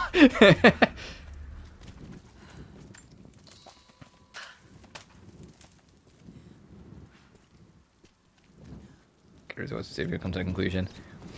I mean, the thing that people like... I don't know, I'm not 100% sure how I was going to approach that topic. Let me shift. Let's see, like, something that like a lot of people don't necessarily like realize is how certain like major popular franchises actually have those analogs present in them. Like, the easiest one is the cyborgs in Matrix are a direct and very blunt analog for trans people. And how they're seen by the general public. No one... Like, people don't see them as real people in the Matrix and are quick to dehumanize them or sexually assault them or anything because, like, oh, well, they're not real people anyway. And it's a direct analog to how society treats trans people. And that was, you know, the fucking Matrix. Animatrix genuinely, like, disturbs the shit out of me, because Animatrix is the most blunt about it, and they literally have a scene of a cyborg woman getting very viciously essayed on screen by a whole gang of men to show, and the only reason they do it is, oh, well, she's not a real person anyway, it's just a thing. And it's just like, I get it, and, like, it's very real. And, like, but, oh, Jesus Christ, like, when I first watched Animatrix, I can't even begin to stress how uncomfortable that whole fucking scene made me. Like, it made me so fucking squeamish, and I get that's the point, but still.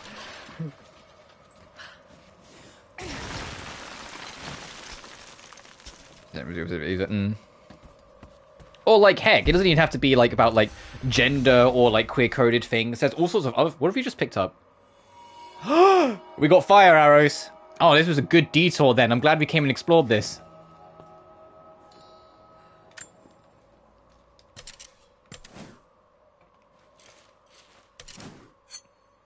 Intentional weeping too. Yeah, so I know that's the entire point. They want you deeply to come away from Animatrix specifically as well, like deeply unsettled by some of the things that happen into it. And it worked, but at the same time...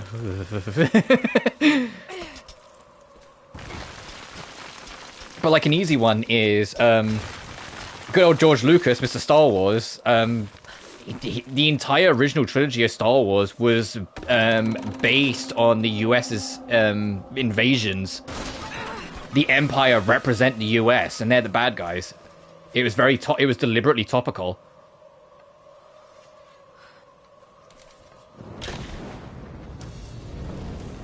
Whilst the rebels represent the people that were being invaded by the US all the fucking time. Oh, this was plot. Oh, hey, I actually stumbled into plot. I'm gathering our forces here. All right. Don't have been trope before. Yeah, fair enough. I mean, like, because even though, like, it's not always the main point, like, the main character, Azel... Okay, that's how you get oil. The main character, Azel, is straight up a lesbian. She just doesn't, like, she'll be friendly with men and talk to them, but she's just not fucking interested. Like, there's even, like, a joke, which, like, when she's talking with Ellie about it, where she says, look, when I was a kid, my parents didn't want me hanging out with the boys, so they would hang out with the girls, but little did they know. Like, kind of thing. like, she kept it a secret from her parents because she wasn't sure how they would react when she was younger. But it always kind of worked out in that way.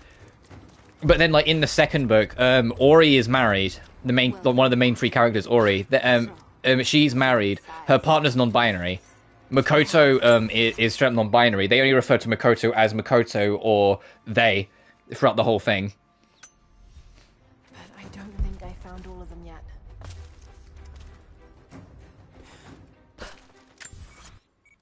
Okay, now I've got fire arrows. Where's a chicken? Hang on, I want to try and get that fucking trophy. Tutorial. Tutorial. I've already done it. You don't need to keep telling me. Let me find a chicken. I need to kill so many birds with the hunter out. I have so many animals with the hunter outfit anyway, so I can do this quick.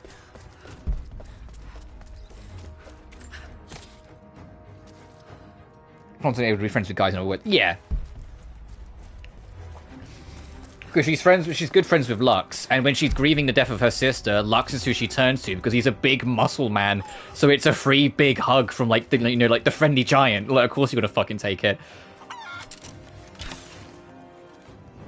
Oh, okay, I got it, so I can do it. I wanted to test with like a standard arrow first to see that I could do it.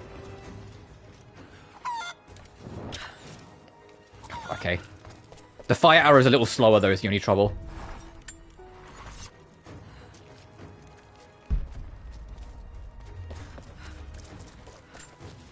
Come here, you chickens. Do you see how they're all running from me? They fucking know. All the chickens are like, oh, fuck, get out of here. She's a mad woman. Did I get it? No, I didn't. Come here.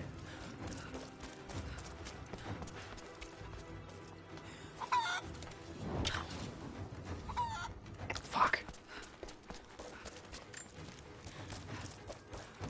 I'm gonna get this fucking trophy. I'm going to fucking rotisserie this fucking chicken. Oh, I think I was too early. I got something, though. I just got experience. I got something.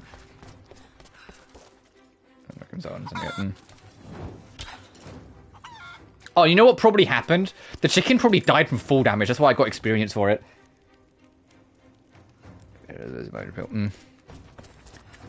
Oh, Azel's in armor. Azel's in like a oh fuck, in mostly like armor for like most of the first book, whilst a lot of the cast in the second, because it's more like cyberpunky modern, are more in like suits.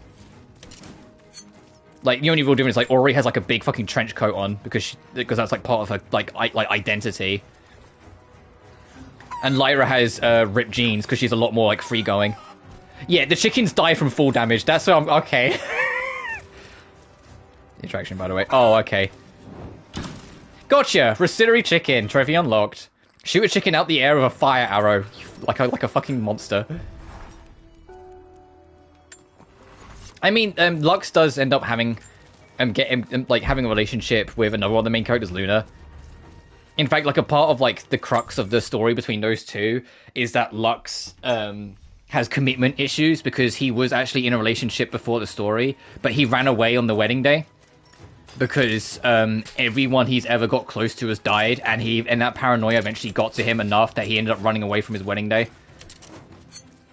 And then, like a few years later, he met Luna, and he knew he was starting to get closer with her as time went on, but he was like once again having those same fears come back up that everyone he's close to has ended up dying, so he didn't want to have that commitment. And then he bumps into that ex he abandoned, and it's actually that ex that kind of ends up half encouraging him to actually try and move on and find something with it for his well-being in his life. But I don't think I found all of them yet.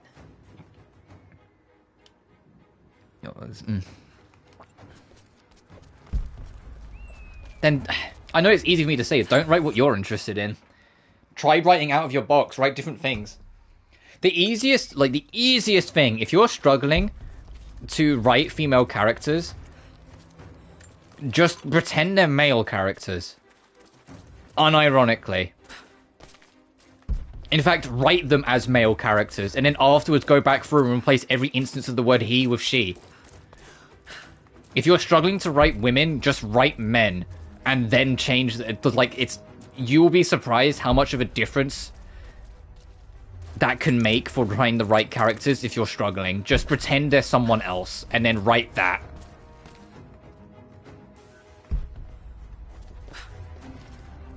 Heck, you might even realize there's something more interesting about that dynamic that you're enjoying. No sexuality here. Oh, okay. Well, I can't fucking help you there, dude.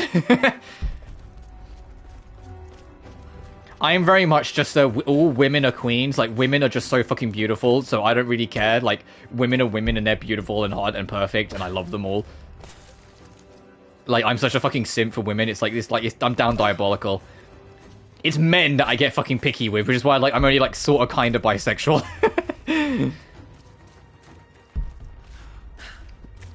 Like, I barely count because it's like men are extremely fucking situational because 99% of men are fucking dickheads. Unfortunately. I mean, keep in mind, I am a victim of abuse and I still have that view. I have preferences, but I still, I love all women. Like, I have preferences, like, I prefer women that are a little older than me. I prefer women that are, like, really smart because it makes more interesting conversations. Jacob, helicopters are headed your way. No, I love women. We're like I'm like an OG. Like there's a reason why I make the joke saying sometimes I don't make it as often nowadays because I don't know how people will take it all the time. But I always make the joke saying I'm a world-renowned woman enjoyer because yeah, I kind of am. I just think women are really cool. Like can you tell I'm trans and really like the idea of being a woman because I love women.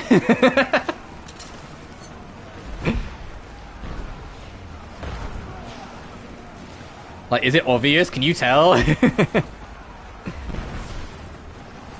I find men really icky, and I feel very icky as a man. I don't like being a man.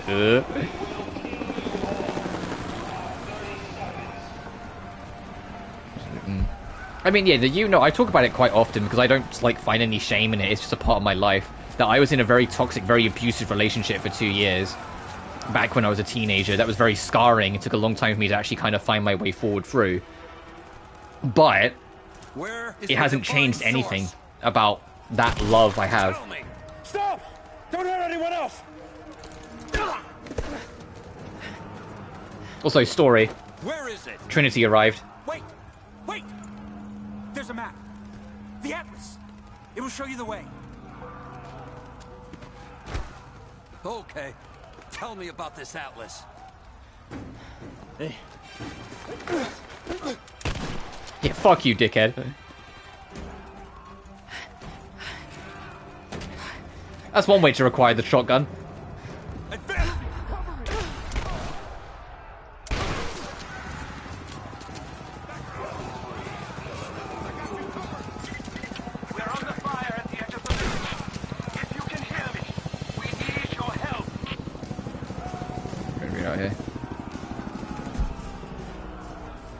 I mean, that's only I know it's easy for me to say this, but that's not everyone. I know a lot of women that care a lot about beauty standards and how they look, but I also know a lot that really don't give a shit. And just kind of vibe. Heck, one of my closest, like, friends that is a girl is more man than me.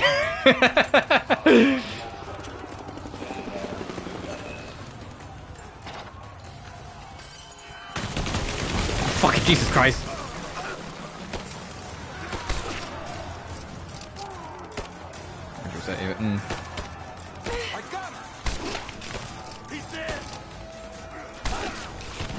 Alright, you want to keep on dominoing?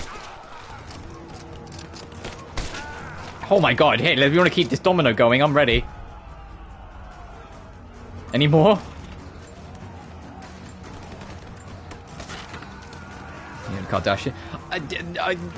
Okay, maybe I don't love every single fucking woman equally. The Kardashians are kind of like not even remotely like appealing as like a social construct. They're just kind of like annoying weird people to me. Stand back. This is mine. But then that's just like standard. I don't like bad people. You're not gonna get another chance at that. Oh shit! Oh shit! That all you think you're safe back there? I like how this guy went, "You're not gonna get another chance at that," just as I shot at it again.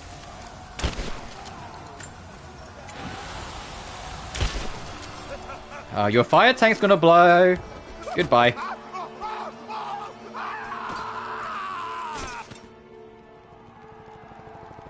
We're bugging out. Withdraw and regroup with the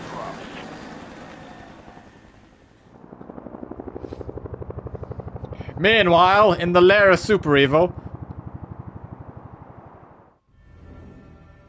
Oh, literally. We've been overrun by the natives. Croft is with them. Several casualties. Men are dead and scattered.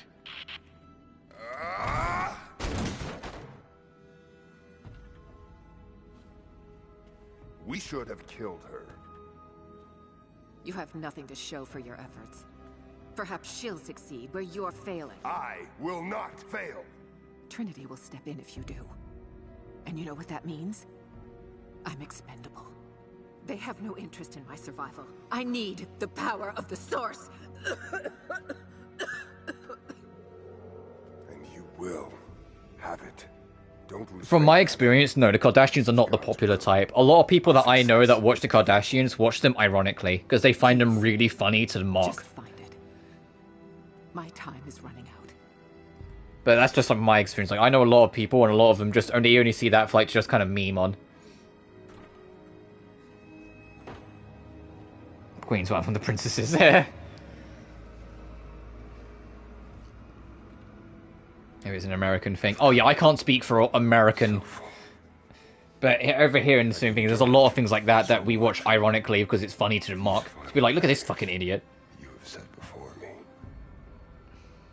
These sins you have forced me to commit, they must have a purpose. Only you can show me the way. Also, yeah, Trinity, the main villain of this trilogy, are like a bunch of like crazy religious zealots, basically. Show me the way. Don't really get irony watching. I mean, no, I don't do it because I think there's better things to do with my time. But I'm not going to stop the people from doing it. Blood it shall be.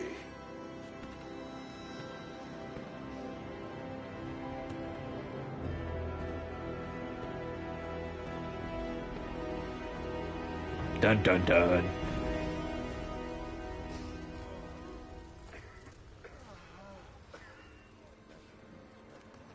I'd rather isolate and watch what I like. Yeah, same. But so basically, it's just preference differences. Stay with me. Stay with me.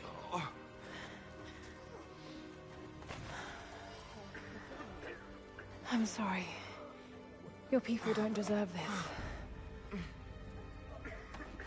It is our chosen path. Our duty. It's never been easy. I understand what it's like to lose people. Trinity won't stop, will they? I doubt it. They have many resources. And the Atlas? It's an ancient map to the old city. But Trinity won't find it at that tower. Many of my people live in those ruins. They won't be prepared for what's coming. I can help them, Jacob. Will you do this for us? Or for that which you seek? Right now, they're one and the same. I'll be back with reinforcements. Yeah, this is something they bring up a lot in this game. They already brought up a few times. And it's something that comes to a head in the next game, Shadow. Is Lara actually here to be helpful? Or is she here because she actually, you know, just wants to get the treasure herself? Is she here selflessly or selfishly? And the real answer, to, like, jump the gun a little bit, is actually the latter. She's actually here selfishly. And it's something that comes to a head in Shadow. That basically everything in Shadow is her fault because of her selfishness. But it is actually a respectfully consistent thing with Lara's character across all three eras. And it's one of the few threads that they will probably keep with next. That in both in Classic, in Legend, and in Survival, Lara's always been slightly selfish. It's genuinely a character flaw that she's just always had with her. That she's always just had that selfishness that she doesn't mean to be. She just kind of ends up being that way a lot of the time.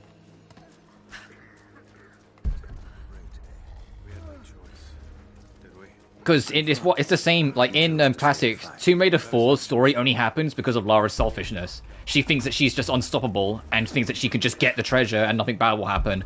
Even when the treasure itself has it written on it, hey, if you get this, it will awaken like an evil god. And she goes, ah, fuck it, I'll be fine. And it results in her nearly dying. Like, she gets, like, completely battered down and ends up having to be, like, healed by monks for years in, like, an ancient temple. Which is why she's so bitter and twisted by Angel of Darkness, because she's just had to go through all that shit.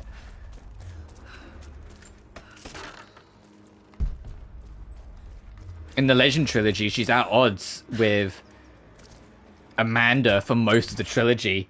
Well, for the first and last part of the trilogy, because Anniversary is based more in the past. Because she's just after the treasure that Amanda wants for other reasons. And in Anniversary, it's a huge talking point. Lara is pushed to kill, because that was the first time she killed in that era, solely because she wants to ski on. And she's prepared to do whatever it takes to get it. She's there for something that she doesn't even deserve to have. But it's because she wants it and believes she's entitled to it that she goes after it anyway. It's a constant trend with Lara as a character that she's always got this selfish act to her. And it's cool that it's always something that no matter what's always kind of endured, like that character flaw.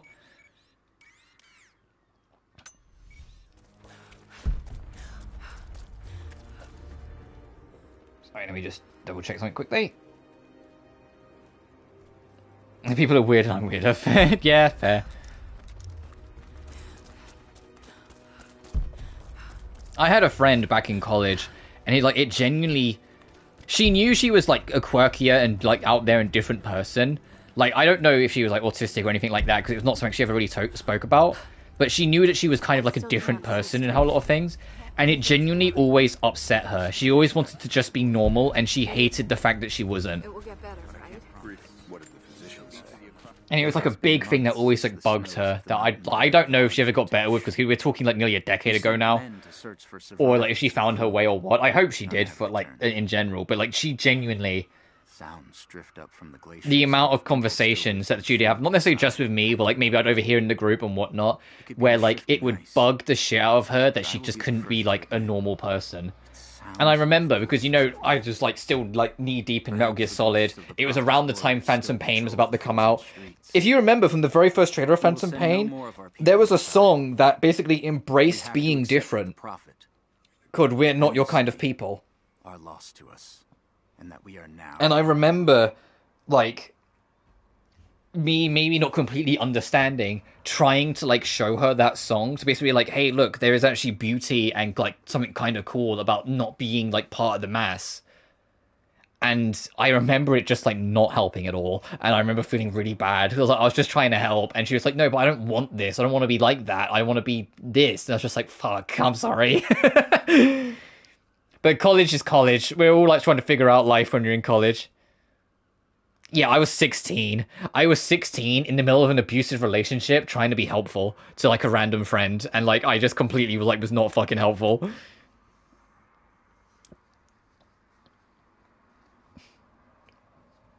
It was just one of those things at the time that just wasn't quite right, and I tried. College was filled with a lot of mistakes that I'm not proud of, but it's just part of life.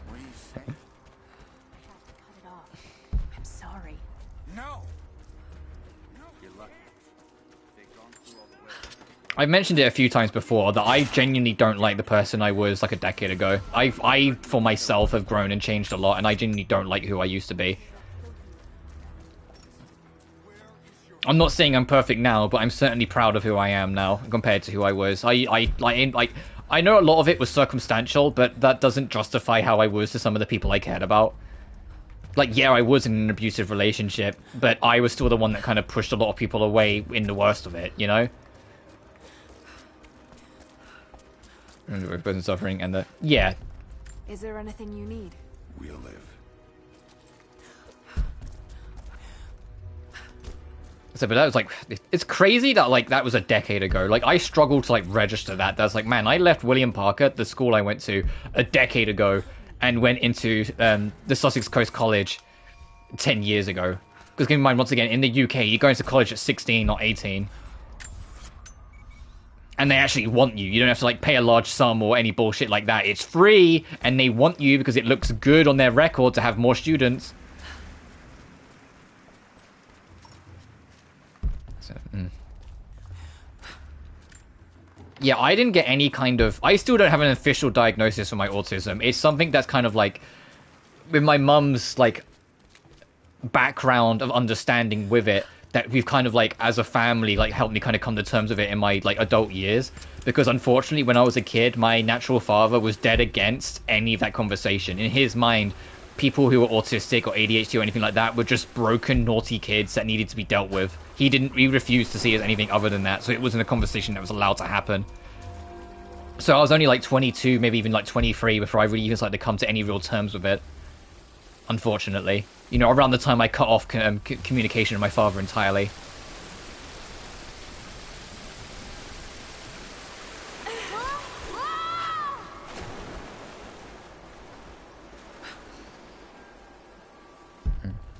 I still, like, we've had this conversation before. How things happened with you. I think you do know this, but I hope you know that it's not being autistic's fault that your family decided to treat you like that. It's absolutely the people in your family's fault that they treated you different because you were autistic, like, because you were diagnosed as autistic. Like, I'm sure you probably know that, but I feel like it's one of those things that needs to be said anyway. Like, I hope you know that that is not, like, your fault, and it's not being autistic's fault. It's absolutely the people that decided to treat you that way's fault, that they treated you that way. They should have, like, not treated you much, if any, different. If anything, they should have been supportive of you. The fact that they didn't is on them, and that's genuinely, like, a really depressing circumstance that you went to go through, and I'm sorry that had to happen to you. Because you didn't deserve that.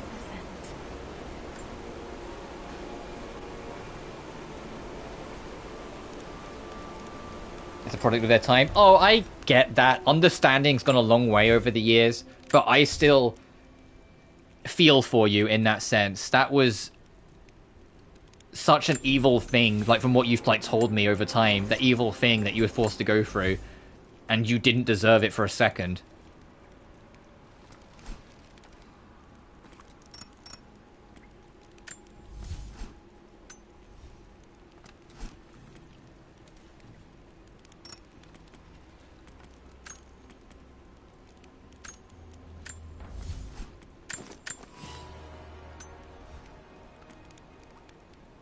I'm going to keep the compound bow for now.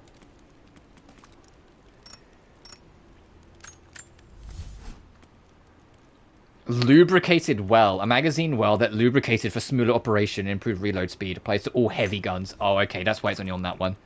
I haven't unlocked a heavy gun officially, so I'm not going to use it. These are all, like, free DLC guns, so I'm not using them. That's our heavy pistol that we're building. 2000 radically. I mean, they didn't do it out of malice, but it led to malicious consequences. It wasn't an intentional evil, but it was still an evil. You know? And that's what I mean, why I feel for you. It's not... It's still their fault. Whether they... Like, whether it was done for malicious or non-malicious reasons doesn't change the fact they still did a malicious act. Just because it was seen different after the fact, and because they grew up in an era where that wasn't the case, doesn't change that. It shreds my heart to think that one of our own could be so callous as to desecrate like, this place, all for a momentary earthly gain. And to be fair, like, we're still not in a, like, the best place for it. There's so much resistance to people who are autistic or have ADHD or anything else. There's so much lack of understanding and a lack of willingness to understand, and it's painful. Even if I'd like to think even if I wasn't autistic myself, I would still be, you know, understanding towards it. I mean, heck, I always was, even before I knew I was. I just thought I was quirky, but you know what I mean? Like, if I actually wasn't, I'd like to think I was still the same. But I think I do get what you're getting at. It's just, I still feel for you, man. That's not going to change. Different situations, permanent branding and scarring.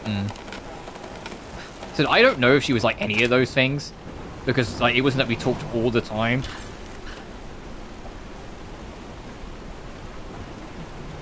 And I remember, like, not that he was a bad person. I think he was actually all right. But when she got a boyfriend, the boyfriend was kind of protective. And then I don't mean in like any kind of like controlling way. It was just kind of a, like, he knew that like she like didn't like herself in some ways, and so tried to kind of like not. I don't know how to put it in a way that doesn't make out that he's some kind of controller, because that wasn't what it was. I promise. But like he kind of just kind of made sure she was all right and kind of kept her in view, and made sure that if she needed anything to kind of be supported, she was there. And because of that, like a lot of the rest of us just kind of was like, oh, she'll be fine, and we kind of just kind of did more of our own thing. So I didn't talk to her that much in the grand scheme of it. We're talking like early college. Our departed in skins and hides. We carried few coins with us. Like, it wasn't controlling, it wasn't like he was stopped her from doing anything, it wasn't any of that. Like, he's genuinely a lovely guy. It's just because, like, we knew that he was always, like, making sure she was on the radar. We knew that, like, it was fine to kind of leave her to her own devices to do what she wants to do, and we can just do what we want to do. Sounds like a good man. Yeah, I thought he was great. It was funny, he didn't like me at all, but I thought he was alright. It was a funny circumstance, because like he didn't really like me at all. He thought I was just like this annoying person that was always just around, and I was like, well, I like talking to people, I'm sorry. Like, but he just thought I was like this annoying person that always showed up and was always there. But I genuinely thought he was great. I say that though, but equally there was another person in our group who I felt the same way, where I thought he was just really fucking annoying and I didn't like him, but he was just like, oh, you're right, Rob, how you doing? I was like, Is he wrong? I mean, I'd be a hypocrite to criticize. There was this guy, but like, to be fair, my annoyance with the guy that used to annoy me was that he always came across like turbo fake to me, and that's what annoyed me. Because if it was just me and him, it was like a good, easy, cozy conversation. As soon as there's an extra person, he would start acting up. He'd start playing up to like be like the comic relief guy, and I was just like, please shut the fuck up, you know, like. Oh, but yeah, like I said, I just love people, so I always love trying to be involved and trying to talk to people, and so I always kind of got it, but I still thought he was alright. I still thought he was a great dude. Oh, that's still attached to the other thing, that's why I can't do the yank. Oh, shit. We're dead.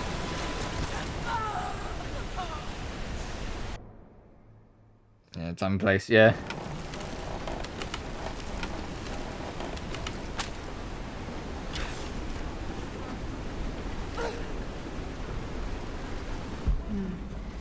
Raft has a crank on it. Oh, does it now? Is that going straight off the fucking cliff edge? Oh, I see. It flings. So that's how Lara got killed. She got flung. And then it comes over here to stop.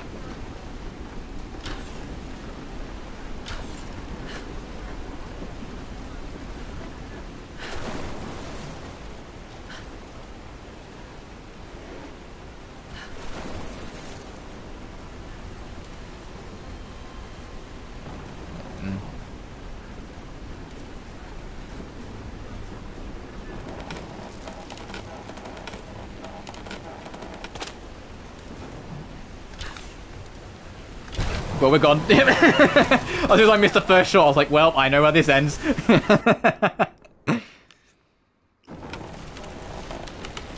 Mine's set in space, obviously, but we'll be around people. Oh yeah, listen, that's enough. Like, it's just one of the many things. I keep to my own device a lot more now. If people come up to me and say hi, I say hi to them. And I'm always down for a conversation, but I won't like dive into conversations like I did in college. Mostly, but to be fair, most of that's less learning and age. That's a lot more trauma. To be blunt, a lot of that is just trauma from all the abuse at college, sort of, that I ended up taking. That I'm not going to approach people. If they approach me, I'm down for it. But I struggle to like find that willpower to approach people. If I can get that raft connected to the fast spool, I should be able to use the crank to get them close. Am I overthinking this? Can I just reach this from here? I absolutely can. I'm an idiot. Overthinking. Motion to this wall. I avoid people I can help it. Yeah, fair.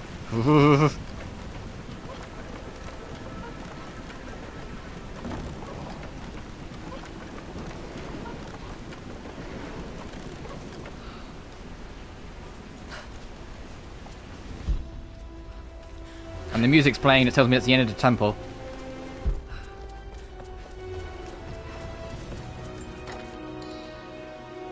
Interesting. They embalm their dead. Yeah, I don't have it in me to. I'm pessimistic on society at large because there are troubling people that I just instinctively don't trust. But there's not a single person in my life that I don't love, even if like I've disagreed with them in the past. I love the company I keep, regardless of how much they might annoy me sometimes. I love people. People can be cruel, people can be dickheads. A lot of general society just are terrible people. Or are very numb to the world around them, and so it stops them actually making any decent change. But I still...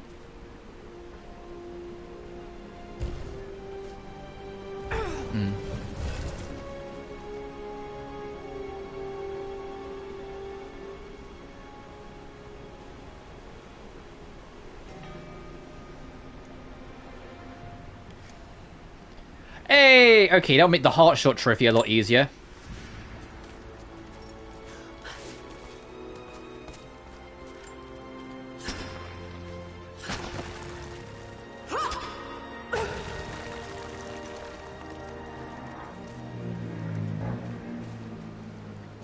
Should be a way to get across.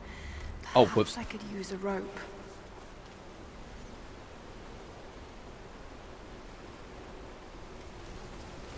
Just to get out? I think so. So we need to get back out of it now. We've got what we needed. Actually, I think we've got everything we needed from here. Yeah, I don't see anything else.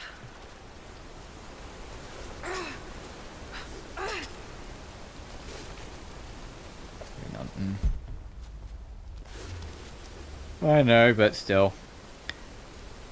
Anyway, though, we've been yapping for the past, like, 3¼ hours. We've got a little bit of plot done. We've done some tomb crawling and all the rest.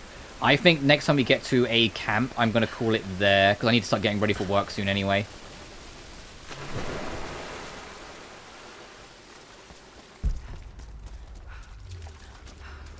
And we'll do more of this on Thursday, because tomorrow will be Metaphor, since I didn't stream yesterday because I was busy.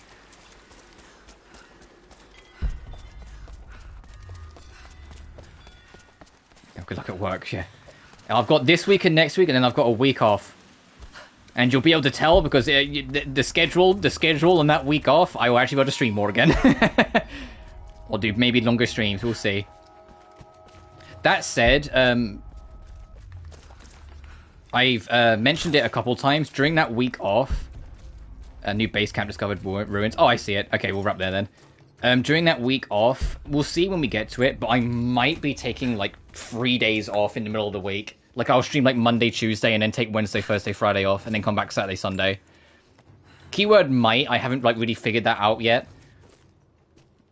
Most of it is because my mum's on holiday too, or like mum's off work as well, so I kind of want to take the opportunity to be like, you know, spend time with her, but we'll see. It depends what she's doing. But that's not for a couple of weeks, so we've still got this week and next week yet before I worry about that. I wish you could see the view from my tent, Lara. The dig looks so beautiful in the early evening. Oh, right, yeah, shotguns. I'm not the Harbinger's a DLC weapon, so we're not using it. Then One by one, the fires are lit, and the smell of roasting meat wafts across the camp. They tell me that it's guinea pig. I declined it. Roth ate too. Good old Roth. Maybe next time I'll bring you out here too. How did your history test go? Those were my happiest memories, Dad. Being out on the digs with you. Especially when you gave me my own little plot to excavate. I liked that. Feeling that I was part of something important. And on that note, we'll call it there. As always, thank you so much for watching. Actually, what percentage am I on this game now? Because we feel like we've done a fair bit. 40%. Oh, we're getting there. Remember to like and subscribe if you haven't already. It genuinely helps the channel grow. Additionally, you can find my BlueSky and Patreon in the description of every single video. But until then, you guys take care now. Peace.